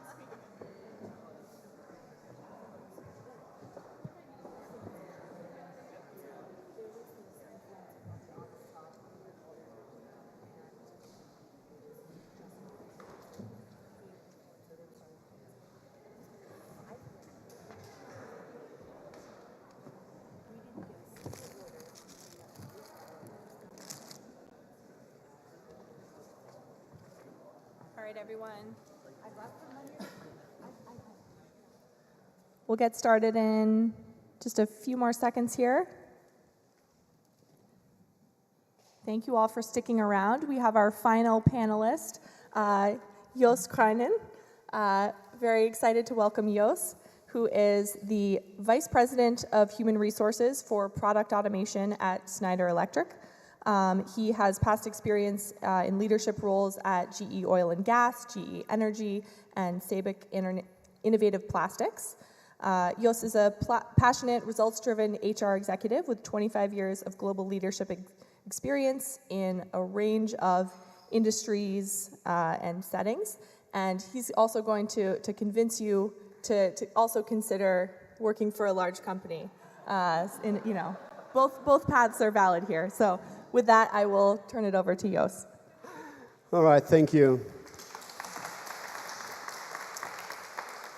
Wow, being the last one before, my presentation, and probably a beer or a food or whatever. So thank you for sticking around. So I'm trying to convince you all to go in corporate life. I think my entrepreneurial friends probably are now laughing behind me, but I'll try to do my best to convince you on that one. But before I go and talk a little bit about Schneider Electric and my role as the HR leader, and believe it or not, I'm going to talk about AI in HR, which is not the easiest and most expected connection, but I'm going to talk a little bit about that. So before I go there, I want to talk a little bit about my life story, what I have done so far, and how I ended up here in Boston for Schneider Electric. So I grew up in a small country on the other side of the pond, which is called the Netherlands. So at least we get the accent question already out of the way. It's not a Boston accent. I'm still learning the Boston accent. I have a Boston hat, so I'm working on all of that. But I grew up in the Netherlands, and listening to the entrepreneurs and the stories, I realized I grew up in an entrepreneurial family. So now I'm going to tell you what I learned at the dinner table, and maybe you have that same experience with your mom and dad. So when I grew up, my parents every night were talking about the business and, some bad stories, some good stories. I thought, you know what? Absolutely not. I'm going to take over this entrepreneurial business. I'm going to focus on corporate life. So, and to make it even harder for my parents, I decided to go in HR, which means, oh my gosh, now he knows more about people and understand employees and all that good stuff. So I did my undergrad in HR in the Netherlands and started to work in all kinds of companies as an HR manager. There was a time I also wanted to go in consultancy. So I thought, let's at least give that a try, get out of the corporate world, be in HR, a kind of an advisor for smaller companies on their HR items. Because I learned that in my family business. So I thought, hey, I can help you, all those entrepreneurs with their HR topics. So I did that for a number of years. And then on a Saturday afternoon, has everybody been in the Netherlands? Anyone be in the Netherlands? Of course. Emma has been there.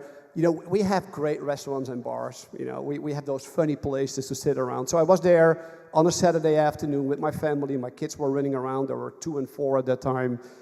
And I said to my wife, what do we want to do next? I mean, I can continue doing HR roles here in the Netherlands, but we both have this great wish of learning and exploring more in the world.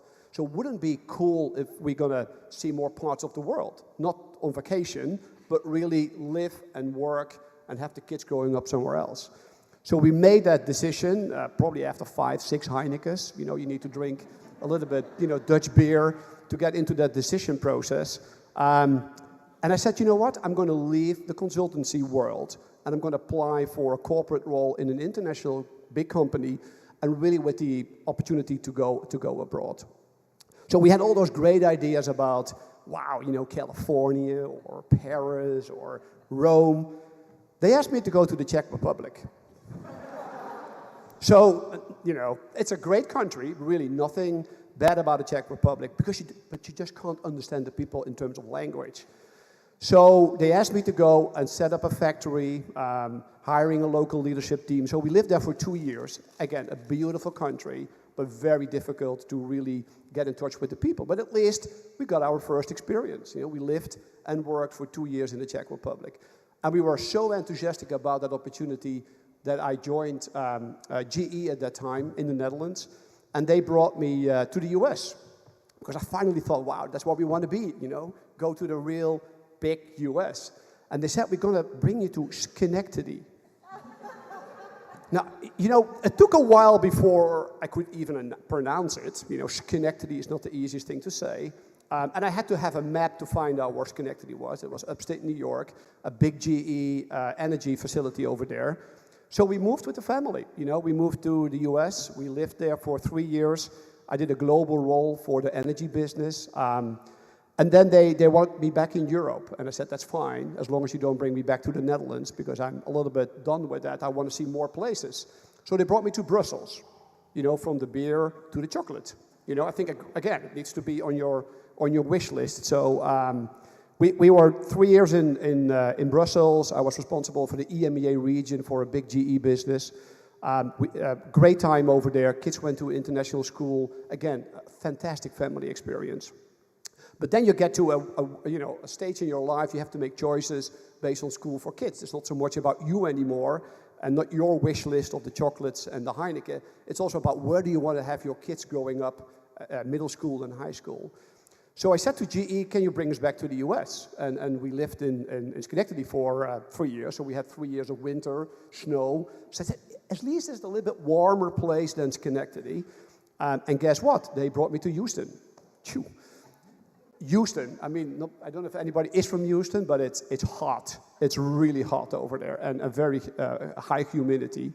And GE was going big and big in the oil and gas industry, so there was a lot of HR work to do in Houston. So we spent there 10 years. So it was a pretty long time. Not the full 10 years with GE, because after 8 years, I decided it was enough for me with GE, and I wanted to join a different company, and I joined Schneider Electric. And we'll talk about Schneider a little bit more in a minute. So I stayed for another 2 years in Houston, and then we said, now it's enough. 10 years of those hot summers. I want to get back a little bit to, a milder climate, 4 seasons. And guess what? Schneider said, come to Boston. And they have a big office over here, downtown Boston, and they have a huge manufacturing facility in Foxborough. As we all know, there's 2 things in Foxborough. There's the Patriots and there's Schneider. That's all that's really in Foxborough. So we have a big office over there, a big facility, and they asked me to come over there. So I moved in February 2020. Guess what? Sold my house in Texas, moved here. Great ideas to be in the office in Foxborough, and boom, all working from home. So there I was in Franklin, Massachusetts for 2 years in my home office. And luckily we're all back in the office, so it's a good thing. We're traveling again, we're meeting our people. So I'm responsible for a division in Schneider. So Schneider's a big company, and I will show you in a minute a video. But we are a business of around 5,500 people. That's the business that I'm responsible for as HR. And we have a global footprint of around 5,000 people, specifically in the process automation business. So really helping companies to work on their electricity and energy consumption and to make them more sustainability and more green. So that's my role. And before I talk a little bit more about what we do as HR in Schneider, and also a little bit more about what we do to try to attract and retain talent, we'll show a quick video, if that's possible, about Schneider, and then we'll go a little bit more in details on some of the HR topics.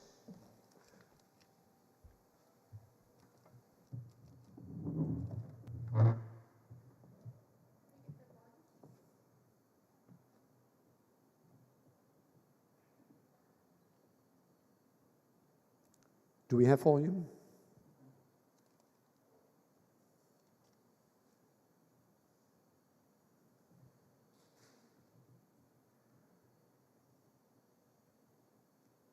If not, we're going to skip it. Sorry? Yeah, we get subtitles now. I think with sound it's better, but we can always do that later.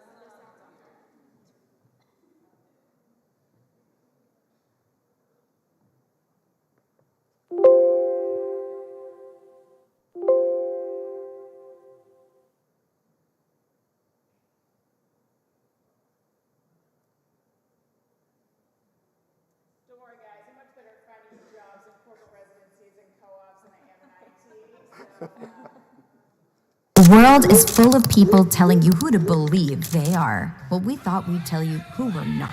Let's start here. We're not in shipping. We don't make lifts. Seriously, no lifts. We do this. We're good at this. And we make all of these. And even though you'll find us here and here, we don't make energy. We make you save it.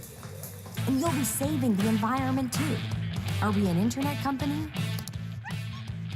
Well, we connect and power just about everything around you. Helping machines talk to each other and to you, making your world more personal.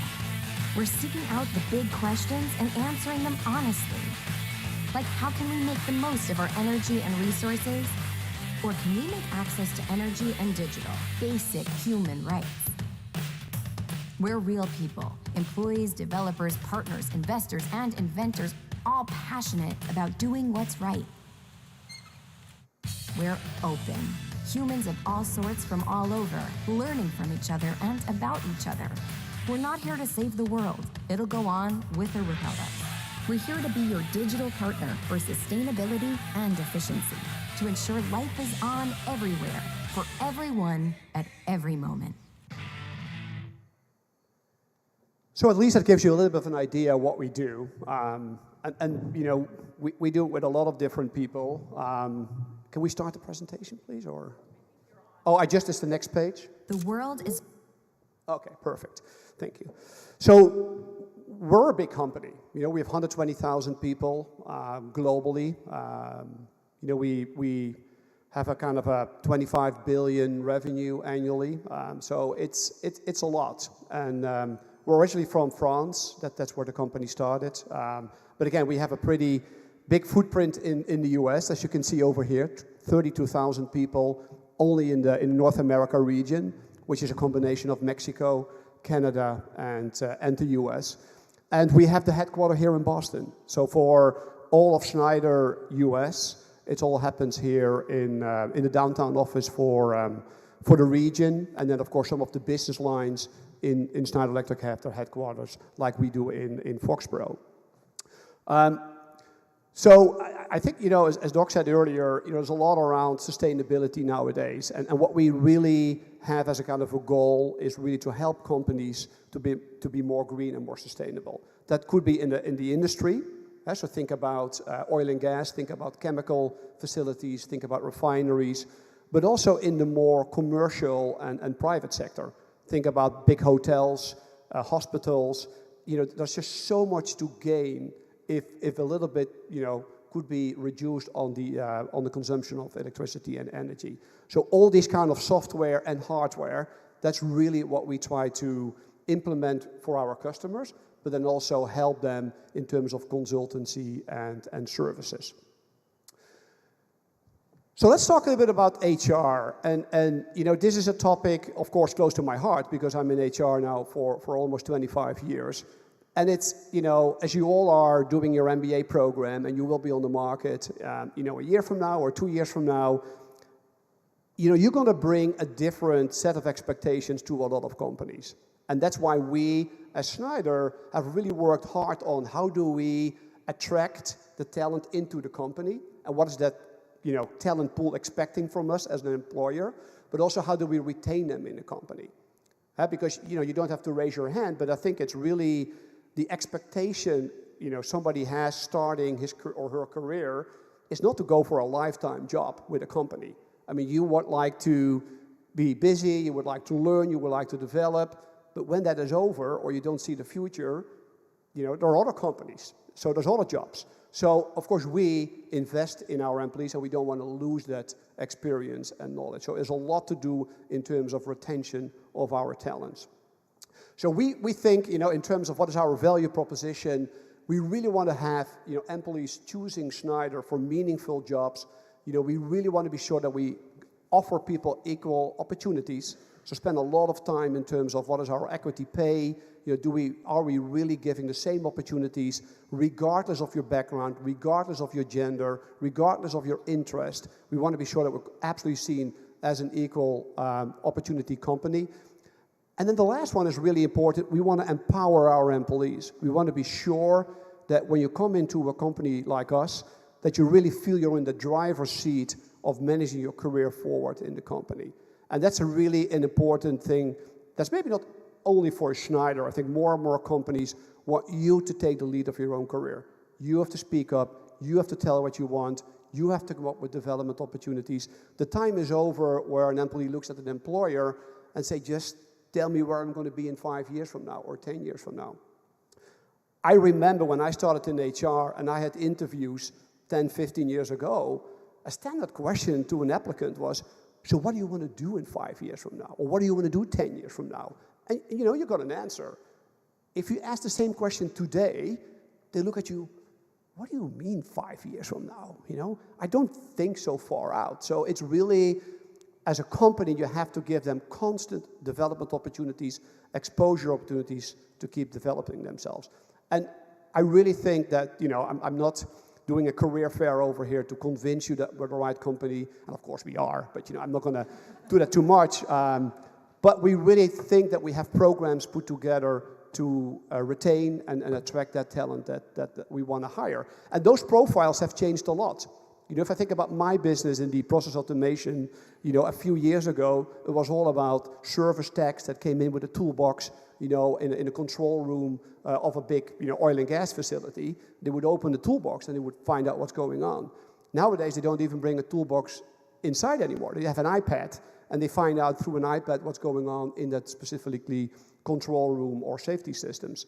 So the profile of the people that we're looking for has completely changed. And I think a question asked earlier, you know, are you afraid jobs will change, you know, or jobs will disappear with automation? I'm in complete agreement. They're not disappearing, they're just changing. There's work enough. We got 3.5% unemployment in the US. And so there's so many opportunities for all of you to find a job. But you have to be open and constantly develop yourself and to grow in jobs. If you don't, and there's a recession kicking in, that's where you could potentially see the risks. But if you keep developing yourself and you're willing to grow with the company, there are many, many opportunities. So I want to talk about one specific thing that I think the purpose of today is to talk about what is changing in the workforce, how is, you know, data helping companies to drive things forward, artificial intelligence, how is that helping, you know, a lot of different businesses to grow. So we started to lose people, and then we were doing exit interviews with those employees.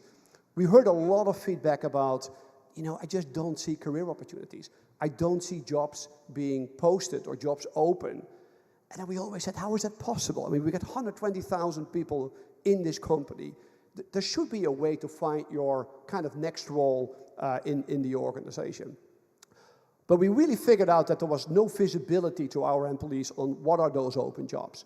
So really we were struggling. 47% of our leavers said that they were not being able to identify that kind of next role in the company.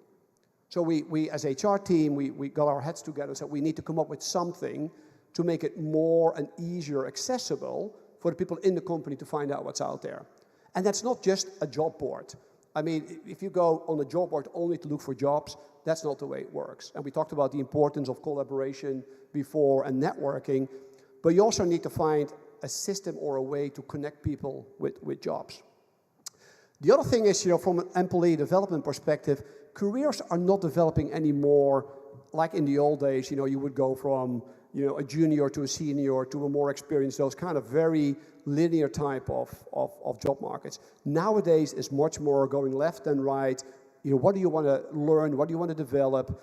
And again, we talk to people about your career as a marathon. It's not a 100-meter sprint. Find out what you like. Find out what your passion is. Fill those buckets, even if it's going, you know, a horizontal to a different type of roles. So we talked a lot about the employment development. And then we were struggling with the labor market. As I said, you know, it's much more a gig economy. You know, people come in and they want to do a gig. You know, they want to do something for 2-3 years. And if you want to retain them, come up with another gig. Because if you don't come up with another gig, they're going to leave and going to do something else. So internally in Schneider, we started to realize we need to offer more gigs. So we need to offer more kind of projects for employees to keep developing themselves. So with all that information, we went on the market and we found a company overseas called Gloat.com, and they're offering an artificial system to match profiles of people with open jobs in the organization. And of course, if you're a small company, it's not needed because you maybe have only 3-4 open jobs. You can imagine a company like Schneider, we have thousands of open jobs. So we talked to that company and said, you know, what if you could implement that artificial intelligence system as a kind of an open talent market for all our employees that will match somebody's interest and profile with open jobs available somewhere in the world for Schneider. So that's what we did. So we created an open talent market that's available to all employees. The only thing you have to do is you have to have your profile loaded on the OTM system. So you create a profile, you talk about your strengths, you talk about your ambition, you talk if you're global or not global or mobile. So you put that all into this kind of system. And then the artificial intelligence system that we bought is then matching your profile with open jobs. And I guess you're all thinking right now, that sounds like a dating site. You know what? And it's almost like a real dating site. Because here's the fun thing that's happening. The moment there's a match, dating site, the moment there's a match between your profile and an open job, you as an employee are getting an email, say, hey Joe, or Sarah, your profile is matching with this job. Are you interested to have a meeting with that hiring manager and at least explore, at least have that kind of first discussion? So we don't swipe left or right. You see, I have kids that are probably in the age of going on those dating sites, so I know what it means, left and right. But we do a thumb up or a thumb down. Makes it a little bit more away from those dating sites. So the moment you get that email, say, hey, Sarah, your profile has a great match with this role. Are you interested to talk? You can say thumbs up, and then the manager, who's the hiring manager, will reach out to you and have at least that conversation. If you say thumbs down, no problem. You just say, hey, that's not the right role, it's not in the right location, maybe I'm not ready for it yet. But we gave such a kind of a visibility to our employees what's out there that the feedback has been outstanding. Is there always a match? Has everybody found a perfect job? No. But at least we made it so much more visible, and people start really realizing what's out there and what they could do within Schneider and not immediately leaving the company. So we thought, hey, if that's in the system, what else can we do? So we also started to ask managers to post projects instead of posting only jobs. Because sometimes people are so ambitious to do something else, but there's just no job open or they're just not ready for it. So we said, what about if managers also can post projects? And it's a project that you can do on top of your regular job. Allowed for 6 hours per week, you can work on a project. So people started to look for available projects globally to be involved with. So matching jobs, matching projects. And then the third thing is you can ask for a mentor. So the moment you say, you know what, I'm in the company now for a few years, I would benefit from a mentor, I would like to learn a little bit more about different parts of the business, you could go on OTM and request a mentor. And you would see all the mentors available that are in the system that could be matched with you. So it really gave us an unbelievable kind of boost in terms of at least having more career discussions going on. So who do you think are not happy? That's the managers. Because those manager says, wow, now all my employees on OTM, and I just have him for a year, and now he's already looking, or she's already looking on OTM for a new role. But it's also a kind of a culture change in the organization, because we don't put any limit on there. Because there are companies that say you have to be in your role for 2 years before you're allowed to go to the next role, blah, blah, blah. We said, skip it. Just make it visible. Have that discussion. Because I rather would like them to go for a year to a new role in Schneider than losing them after a year to an outside company, because then nobody wins. So managers are getting more and more used to this kind of chain of mobility in the organization, which I think is a big win for us. So that has been very, very successful. We talked earlier about there's always people needed in artificial intelligence. Is it always perfect? No, because sometimes I even get a match that I think, for a sales rep in Thailand, that's probably not the best fit for me, So I have this thumb down, a few times. So yeah, but that's the same on dating sites, I think. You get sometimes a match that's probably not working. So we have to live with that consequence too. But again, the big win is people see the activity, feel like they have a visibility, they have conversations with hiring managers, and really, if you look at the volume, so 80% of our employees, so think about 80% of 120,000 people have a profile on there, which I think is amazing. That means that people are enthusiastic about it. We have seen 7,000 assigned part-time project roles. We have seen 1,500 offered full-time jobs, and this is all only for 2022. So you can see there's a lot of movement happening, but also from a mentor and a mentee perspective. So we believe this absolutely has been an eye-opener for the organization. And again, it's an external system, but at least it's really kind of implemented into our DNA right now. So I thought I wanted to share that with you, because if you think about HR, and you think about payroll, and you think about all the operational things HR is doing, this is really a strategic initiative that we drove as HR leaders in the organization. And again, of course, we want to retain and attract the talent. That's what my role is, and that's my responsibility. And this is helping a lot. So we believe that that's reducing our attrition. So I just want to maybe quick 1 minute if I have, talk a little bit about what do we see as opportunities for joining Schneider, because I have to do a little bit of a sales story over here, because my employer is paying for me being over here, and I only can come back if I have 10 resumes. So and I already got some LinkedIn invites, so you guys are really fast. I was in the car, my way over, and I got already a LinkedIn invite. So it goes fast. But we do a lot in terms of internships and co-ops, and Yavana's in the audience, so if you have any questions, Yavana's doing an internship or a co-op with me right now in HR, and she's doing the MBA program, so fantastic to have her on board, so ask her all kind of questions, verifying what I said is right or wrong, but she will tell the right answer, of course. But we also do a lot in terms of development programs and full-time positions. And really, that's what I want to leave you with. If you think about your role or your job or a kind of a company you want to work for, and we were laughing about an entrepreneur or a big global organization, just explore. I don't want to distress you, but you have to maybe work for another 40, 45 years. So you have a little bit of time just to explore what you really like and do different things. And as long as you keep developing and learning, I think you have a fantastic time in front of you. And that's why in Schneider we offer, rotation programs. And I want to show two over here that maybe are close to your heart. One is a kind of a cross-functional leadership program. So you'd be hired directly from out of your MBA program, and you're going to go into a three-year rotation program, 3 roles, 3 locations, and we really, want you to develop and learn in a broad scope of activities in Schneider. That could be in supply chain, could be in quality, could be in finance, could be in HR. So a lot of different cross-functional opportunities. And then the other one that we offer is more a financial rotation program. So you're already in that kind of chain of staying in finance, but we still let you do 2 roles in different type of activities in finance.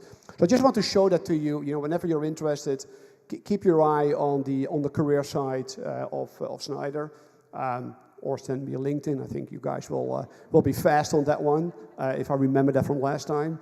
But do it. I mean, explore, network, build connections with people, because that's how it's working. And only looking at job boards, that's probably not the way to go. All right? Thank you.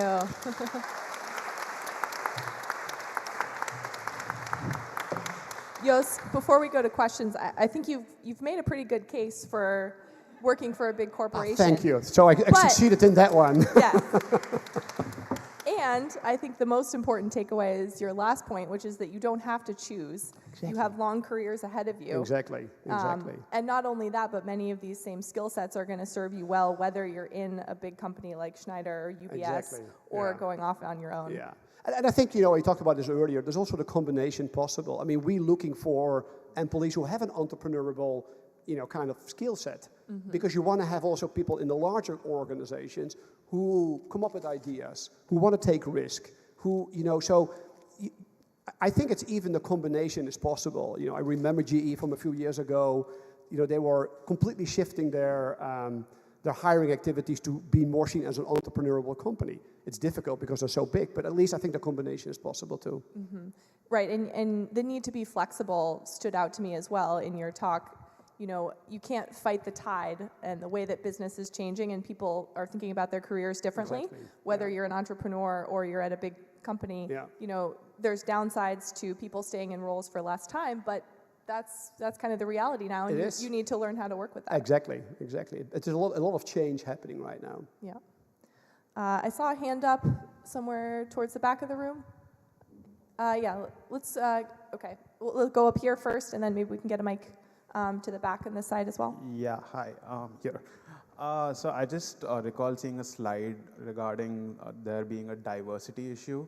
So my question is, how does the OTM tackle that? And I feel that you would answer this better because you come from a relatively more diverse background. Yeah, we really try to stay away. So the OTM system is not seeing gender or your background. It's just looking at your profile and the job. So we really try to eliminate any kind of bias, from hiring managers' perspective. But we did find out that in our attrition, we were losing more diverse, employees, and that was a big issue for us too. And that's not only, you can't only solve that with an open talent market. I mean, solving your gender, diversity issue is more to do. Think about equity pay. So, every year in our salary planning, we absolutely look at what is that equity pay for people with, different genders and doing the same role. And if there is a gap, we have extra budget to increase if there's a gap and correct that. And I think that helped a lot to solve those kind of attrition that we had in specific areas. Thank you. But you asked a funny last part of your question was like, because you are, having a diverse background yourself. Yeah, I still get comments about my accent. You know what? I'll live with it. That's fine. I'm proud of it. So, but we really try to be an organization that, is really proud of having so many global employees. Hi. Hi. Thank you so much for sharing your story. I find it very interesting, especially you traveling and really having a global perspective. My question is, with the OTM, which is great because it really moves a lot of people internally, how does it affect, outside people trying to break into the company? Like, has there been like a negative impact in the number of people who are coming in, or are you now pulling for a more diverse pool because it's not only internal, but now you're able to also leverage external references and external people too? It's a great question, and of course the OTM is only available internally. We do a lot of external recruitment too, but I think as we talked about earlier, we have to deal with less kind of capacity on the labor market. I mean, there's a 3.5 unemployment, there's an aging population, so at least the more critical roles that we have can be filled from within, but we still hire a lot of people from the outside world. But that's just through different channels. That's through career fairs at schools, that's going to the veteran hiring. We do a lot of military hiring, people coming out of the service, specifically in the cybersecurity area, where we have great resources coming out of service. So it's going hand in hand. It's really going hand in hand.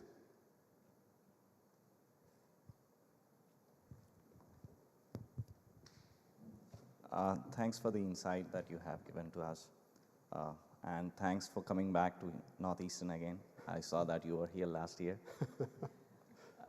Did I change, or maybe a little bit less gray? Okay. My question is, how is it challenging for you when it comes to millennials and Gen Zs in terms of hiring practices? How much time do I have? Look, I think that the whole new workforce coming into companies has made a huge impact on HR processes and on the leadership capability. Because we always say it's easy to hire millennials and to change the processes in the organization, but imagine the effect on managers and leaders who've been doing this for 30 years. Now they have to deal with a bunch of millennials, and they have completely different asks. I'll give you one example. I mean, our old performance system, you had once a year a kind of a performance review. I have to say the millennials and the younger generation, they don't want to wait a year to hear feedback they're knocking on your door every week and say, can you give me some feedback?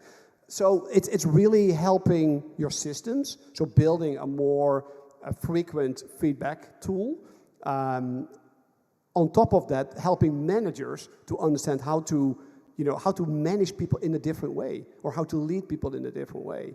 And Yvonne and I are working currently on a kind of a simple tool to help managers to have regular check-in conversations with employees, because we forget that sometimes. We're all running around and we're all doing different things. But the simple question, how are you doing? Just grab a cup of coffee together. So it's sad that you have to build a process for a coffee break, but that's the reality. So there's a lot has changed in corporate life.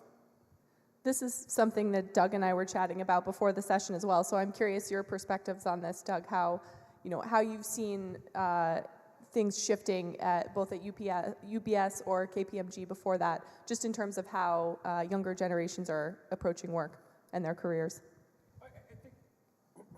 I think that a company like KPMG, UBS, although someone's classified as millennial or Gen X or whatever, we still attract the same type of people. They still have the same values. They want to learn.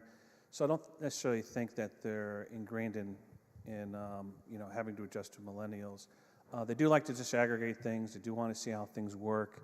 And so there is a tendency where if I engineer a process for efficiency, right, because to get the hours efficiency, they want to break it down. So all of a sudden, it's like you lose a bit of efficiency, but again, they just want to break things apart and put them back together. So, but in addition to kind of work-life balance is that employee experience. I think I mentioned that word, so it's really, as we look at my role, I'm on a diversity panel, is really to say, hey, we have to change the culture. We have to change our hiring culture. We have to look around the room. I mean, if you have a room filled with white males, you're not diverse. And again, in being an ally, right? So I think that on top of work is that employee experience. To have people do volunteer events, to give people a chance to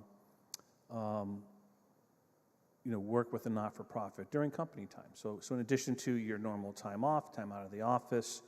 They're out on paid company time doing some volunteer work.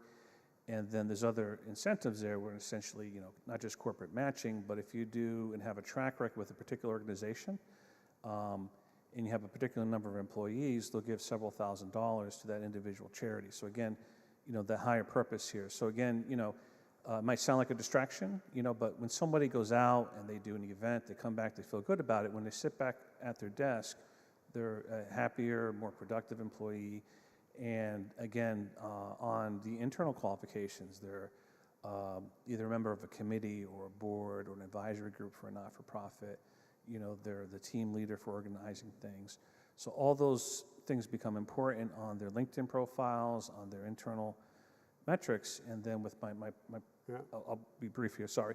With my prior company, the firm looks to those individuals for leadership, okay? Because again, it's somebody who's going above and beyond the normal job.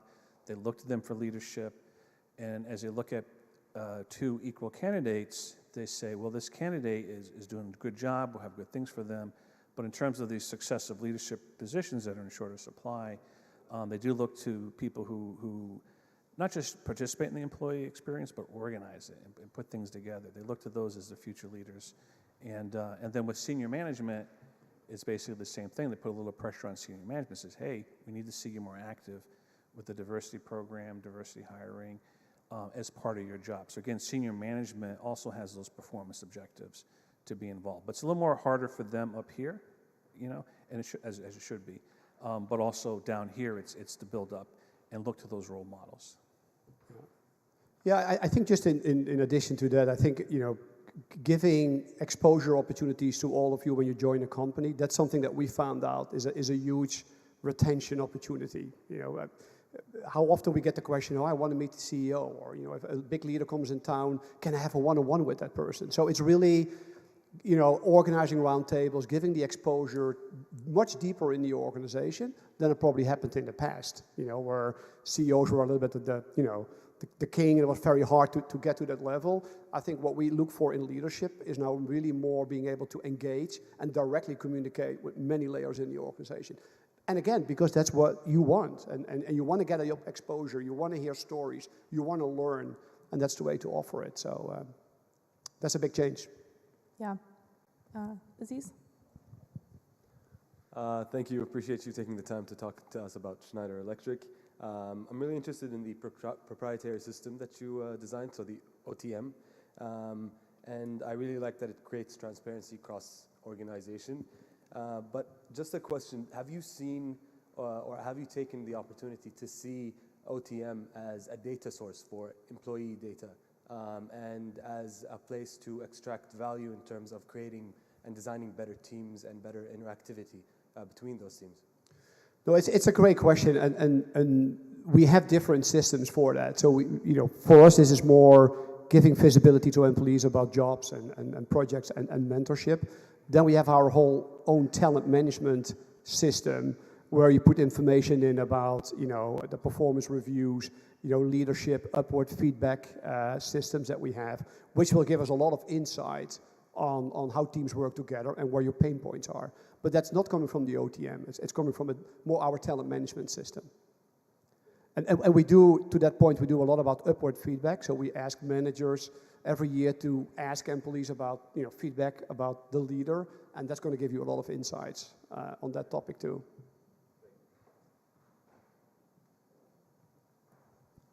Obviously, the OTM is a pretty cool system because you're incorporating AI into an internal job board, but an internal job board is maybe not the newest or latest, greatest idea. A lot of companies use that sort of thing.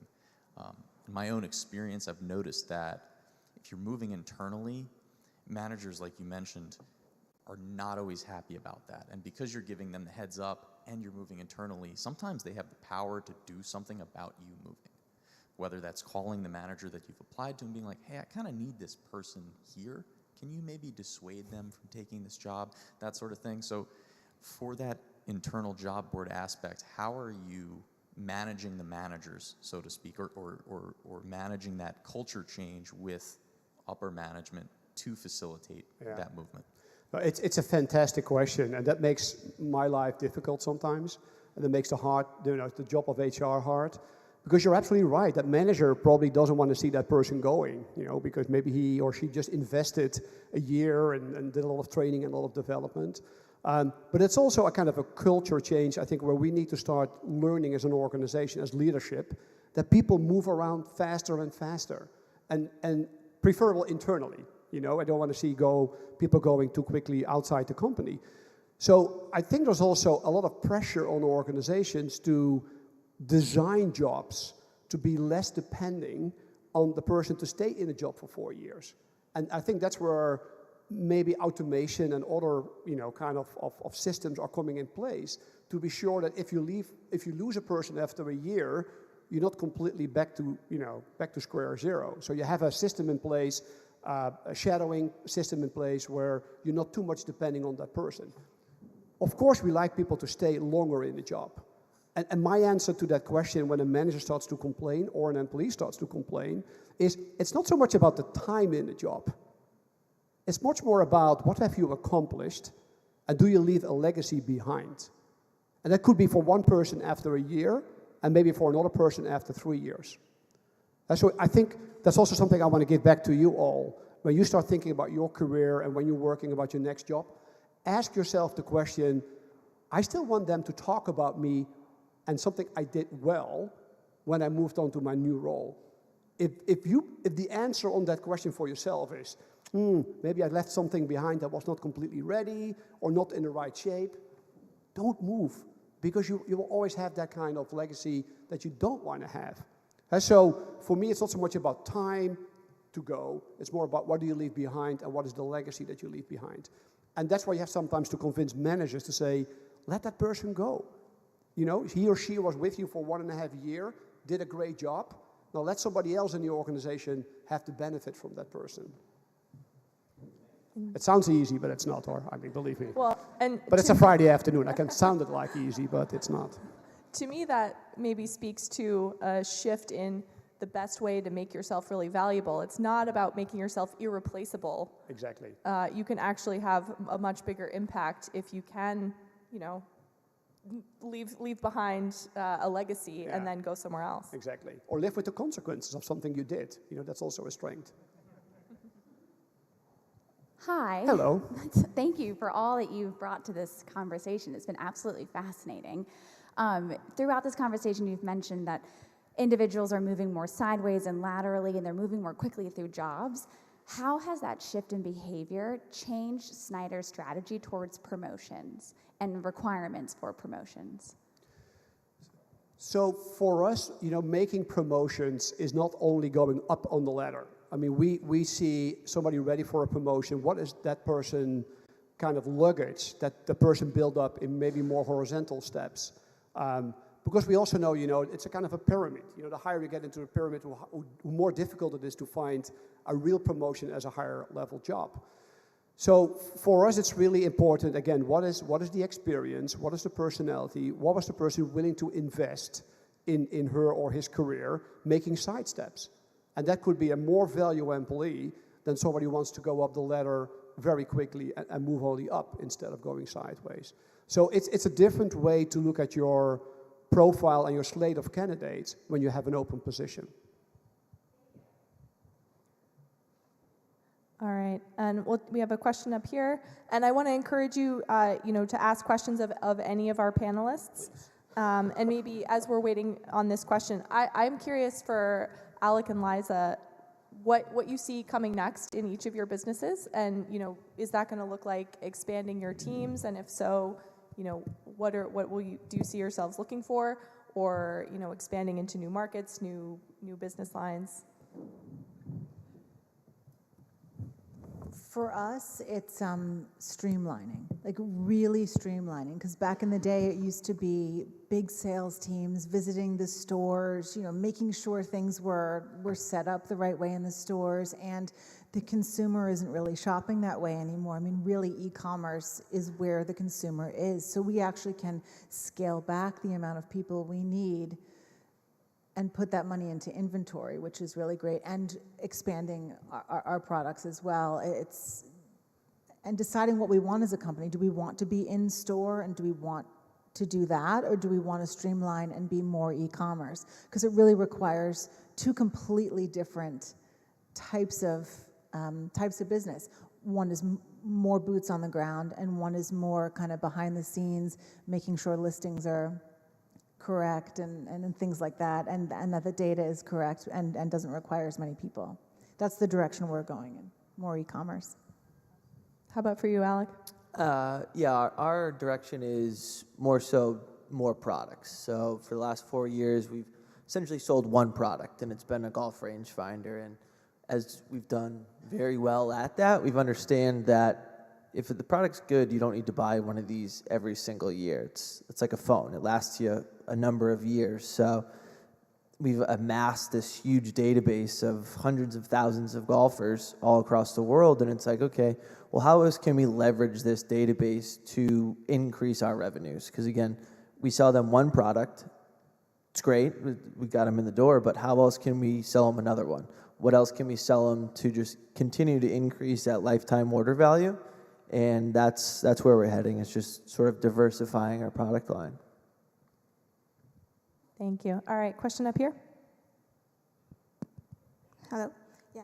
I just want to ask, related with HR perspective, as far as women are concerned in tech field, it is a bit difficult for them to sustain, I believe, as compared to men ratio. I feel that because I have come from corporate field and I have faced that before. So as far as retention is concerned, how Schneider Electric works for female employees in terms of retention? Because Schneider Electric was client for my previous organization, and it was a bit critical client for us, but I felt that women are not getting that much opportunities in tech field. So as far as retention is concerned, how Schneider is working? No, it's a great question, and it's close to my heart. We spent a lot of time and a lot of kind of identifying opportunities for female talent to learn and to develop. And I'll give you an example of what we do. We call it a women's sponsorship. So we connect female talent or female leaders with another female leader or a female talent. So really we believe there's a huge opportunity to learn from each other and to really listen to stories from higher level leaders that have gone through raising families as a female, and how can other female talented leaders learn from that, or just making up their mind based on that story. So we spend a lot of time in mentoring and sponsorship of female leaders, and at least I believe that's a huge retention opportunity, because it's a different world. They have different things to think about, and I think the company needs to understand that and invest in that.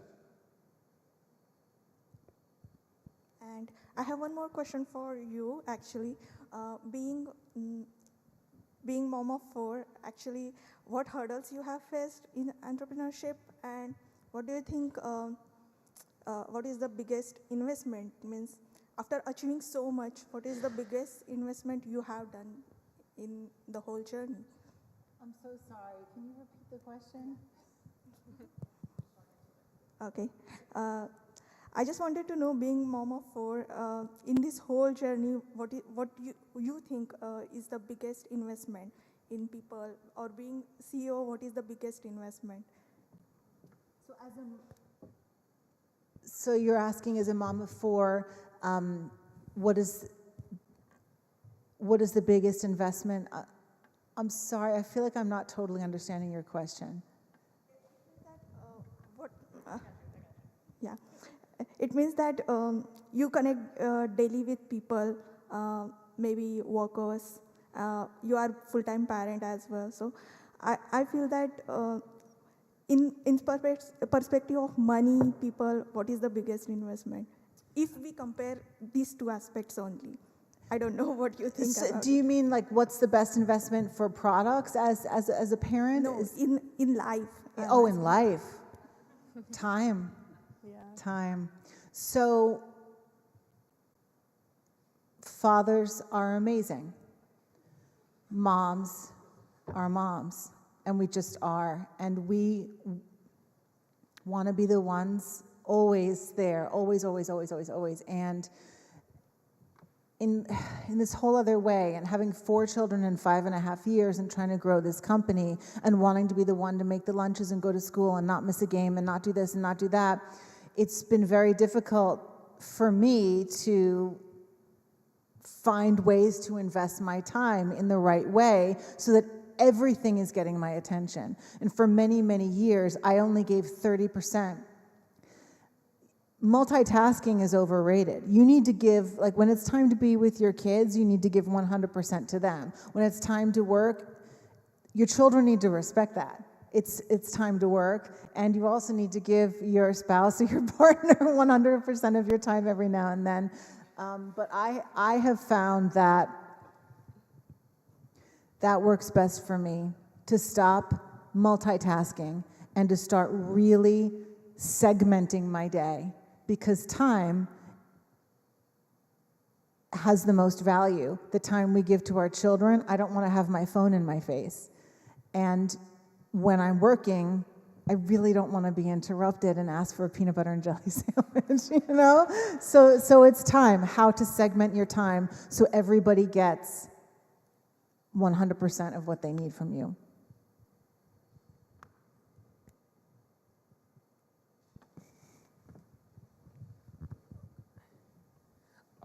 This question is for Liza. In the beginning, you mentioned the problem you had with inventory, well, not inventory, logistic. So have you thought about working with a 3PL that can be flexible and robust? So that's the first question. The second question is more about data analytics. So I'm reading this article. It says that in the United States, the month with the largest number of births is typically August and July. Have you guys thought about using that information for marketing purpose or demand forecasting purpose? So it's very interesting. I'm going to start with your second question first. January and February, across the board in juvenile products, we see a 30% spike in sales, whether it's baby food type of products or strollers or car seats. So maybe it's if they're born in August, by January they're a little older and they're having solid food. But it's funny because the way we use the data and the way we kind of break it down, because we've been in business now 9-10 years. I mean, every January, every February, it's always this 30% spike. Moms are finally buying some stuff for themselves that they can use. They've been the holiday season. They've been, the giftables and all of this. And now January, February, just historically are huge, huge months. And so that data helps us drive. If we want to do a new product launch, it's always leading up to right after the holidays. For us, I mean, as a juvenile product, it's evergreen. Babies are always being born, but we really do our biggest pushes in January and February. And your first question was about the supply chain. Can you please repeat your question for me? I'm just wondering if you guys thought about working with a more flexible and robust 3PL, maybe somebody like within the United States.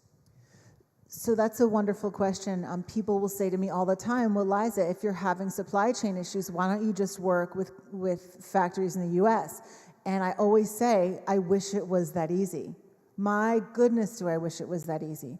We do have a factory in the US that makes our plastic baby food jars that we've been working with since day one for 9 years. But when the supply chain crisis hit, I called every glass manufacturer in the US I could possibly find. Number one, they told me, now this was in 2020. They told me not even to talk to them until 2023 because they didn't have the capacity. The capacity is a huge deal. The overseas factories just have more space, have more workers, have more capacity. But also, when you manufacture in the United States, a lot of things are pieces. Like we have our lids come from one factory and the jar comes from over here. And then like, who's gonna put the deco on and then who's gonna pack it up? And abroad, they just have the capacity to give you that beautiful consumer unit from stem to stern. So I wish more than anything that there was more manufacturing capacity on a larger scale for what we need in the US, because I would switch in a heartbeat. Unfortunately, we're beholden to overseas factories, and we just need to try and get ahead of all these supply chain problems. It's difficult, but I wish manufacturing in the US could be more meaningful, because it should be. Yeah. Maybe it's parents getting organized in January, February that's driving that, like New Year's resolution. And I don't know what it is. It's all across the board. January, February. You might be right. We're going to eat healthy. Yeah. But then again, they're buying strollers too. It's literally the entire juvenile marketplace. I don't know. But I'm grateful for it. I'll take it. 30% bump, whatever. I mean, I think that raises a broader point too, that like, even if you maybe when a slightly higher percentage of babies are born, the way that affects your business isn't always going to be exactly what you expect, right? It might be one or two steps removed, and maybe you need to understand why, maybe you don't. Maybe, observing the trend and capitalizing on it is enough. It's so true. We used to be, as a mom of four, everyone like hoards their hospital gift bag, right? What do you get after you give birth, and you get all this stuff. And we used to put products into hospital gift bags, but it wasn't really, the ROI wasn't really there. We would spend all this money or to be in like motherhood, maternity, or Peapod or whatever. And I thought, wait a second, the data, it just doesn't make any sense. These are moms. Why is it not turning into anything? Well, at that point, they just want they're focusing on getting the baby out, healing from that, and breastfeeding her formula. Solid food seems like it's 19 years away. Right. So, the planning, like, okay, maybe the babies are being born a lot in August, but they're thinking about solid food in January and February, so maybe that's part of it. Right. Do we have a question over here? I've got a question for Jos. It's great to know you're from the Netherlands. I've got a lot of favorite athletes over there. And I'd like to ask you this, since you told us about your story, how you adapted for different locations. I noticed there was a leadership program wherein there are 3 different locations you get to try out. So for someone like me who spent his entire life in their home country, come to the US, has taken up, somewhat of a new challenge, what advice would you give to someone like me on how to adapt to those, work responsibilities in different climates in different places? Because I understand the job role might require me to go someplace else. So any advice you have for me on that? Yeah, I think there's 2 answers on that one. First of all, living in different countries, you have to adapt. I mean, you heard me talking about the Czech Republic versus Schenectady. You can't think about 2 bigger different worlds of living with your family. So you have to train yourself, your kids, the schools, how do you adapt to, the environment over there. But then the second thing is working, and again, I learned so much about working in all those different cultures. And even Belgium, I lived in Brussels and I'm Dutch, which means that's like, going from Massachusetts to Vermont. It's just like one border, but a completely different culture. So also from a work perspective, you have to adapt. You have to understand, why are people quiet? Why are they not asking questions? In the Czech Republic, literally people came to me at 4 o'clock in the afternoon, is there anything else I can do, or I go home? So, but that's how they grew up. So you have to really understand that that's the mentality, that's the culture of working. I loved it. I learned a ton. I think my family learned a lot of living in all those different countries. So I believe we took a lot away from all of that. But you have to be willing to adapt. You can't come in and use your own values, your own way of working as a guest. I would see myself as a guest. Question in the middle of that side.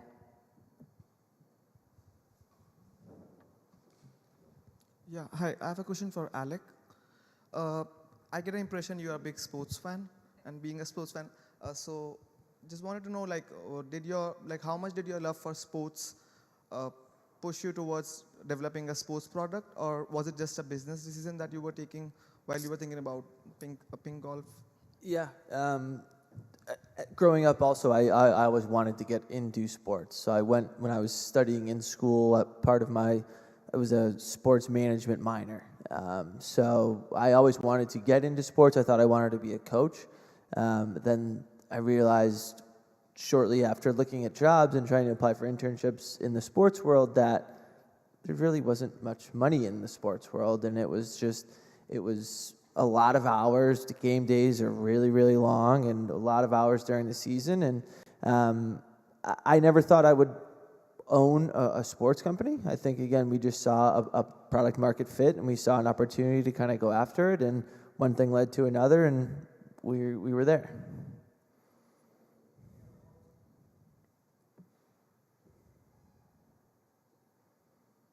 Yeah, also, are you looking to expand into other sports, like using tech to facilitate better sports experience, or is it you're going to stay in golf? That's what kind of future are you envisioning?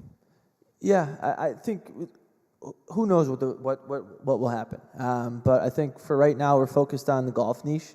I think again golf is just exploding right now. Again, COVID was obviously a terrible time all across the world, but for the golf industry, it really helped it. It rejuvenated it. It got more and more people onto the golf course because it was the only thing that you could do. So the golf industry is thriving right now, so we're really just focused on going after this niche, and we'll see what happens down the road. Question in the back there.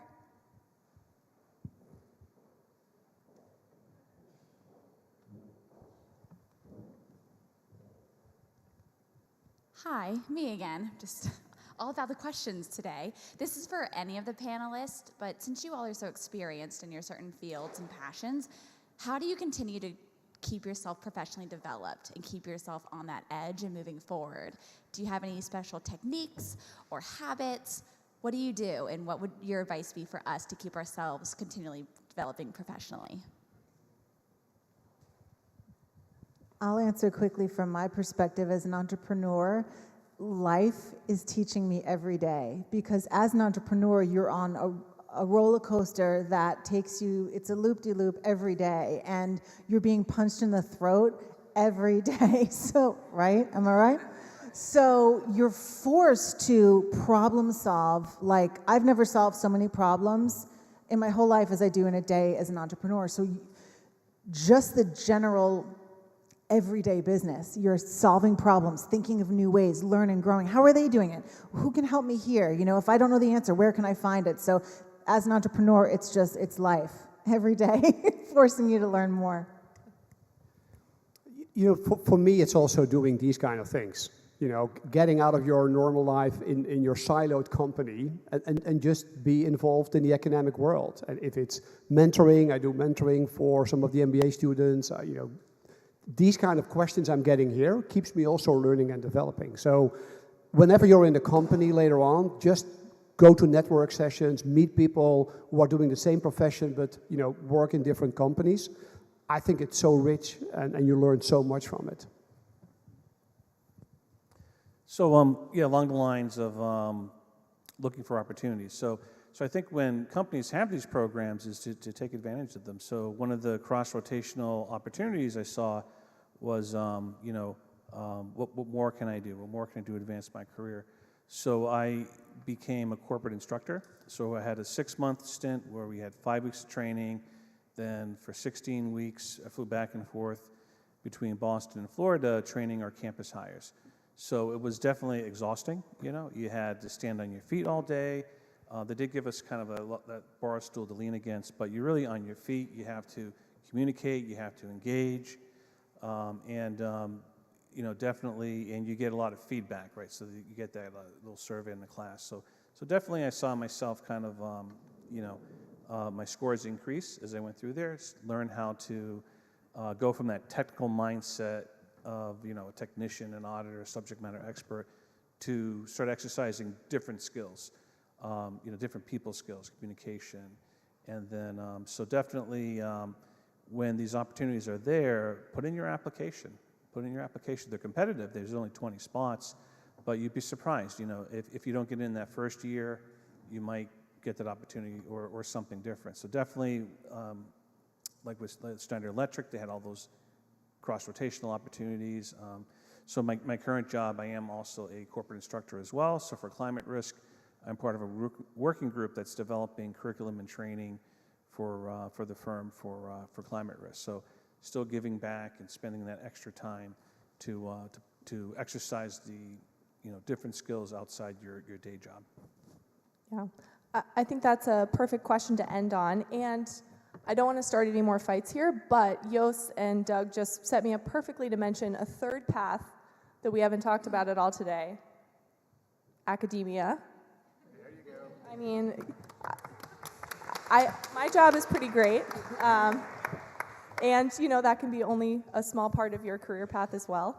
But anyway, thank you all so much for being here. This has been really fun for me. Speaking of just kind of professional development and continuing to grow, for me, that is getting to talk to people who are in business in all kinds of different companies. I think that's essential as a business school professor and makes my job a lot of fun.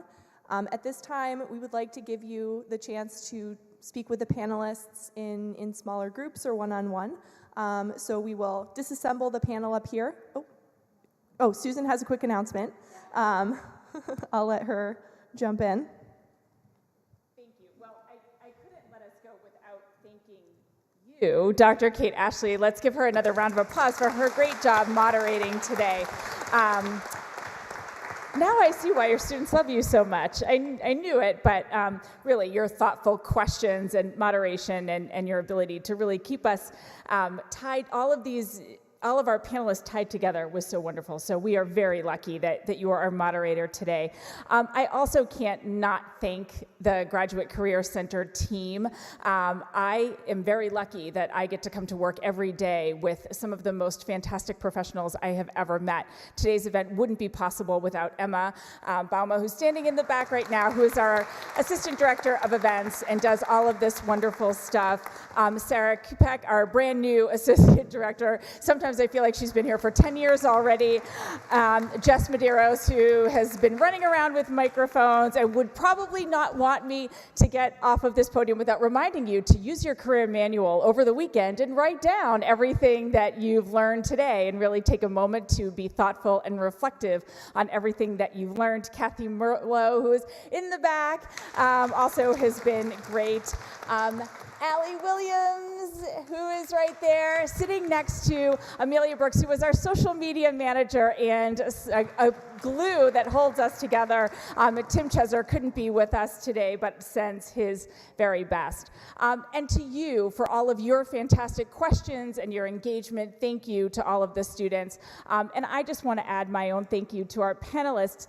The amount of care and time and energy and thought that you put into your presentations and preparing basically a master class for students is just wonderful. It's an amazing experience for all of us. We've all learned so much today. So thank you very much to our panelists.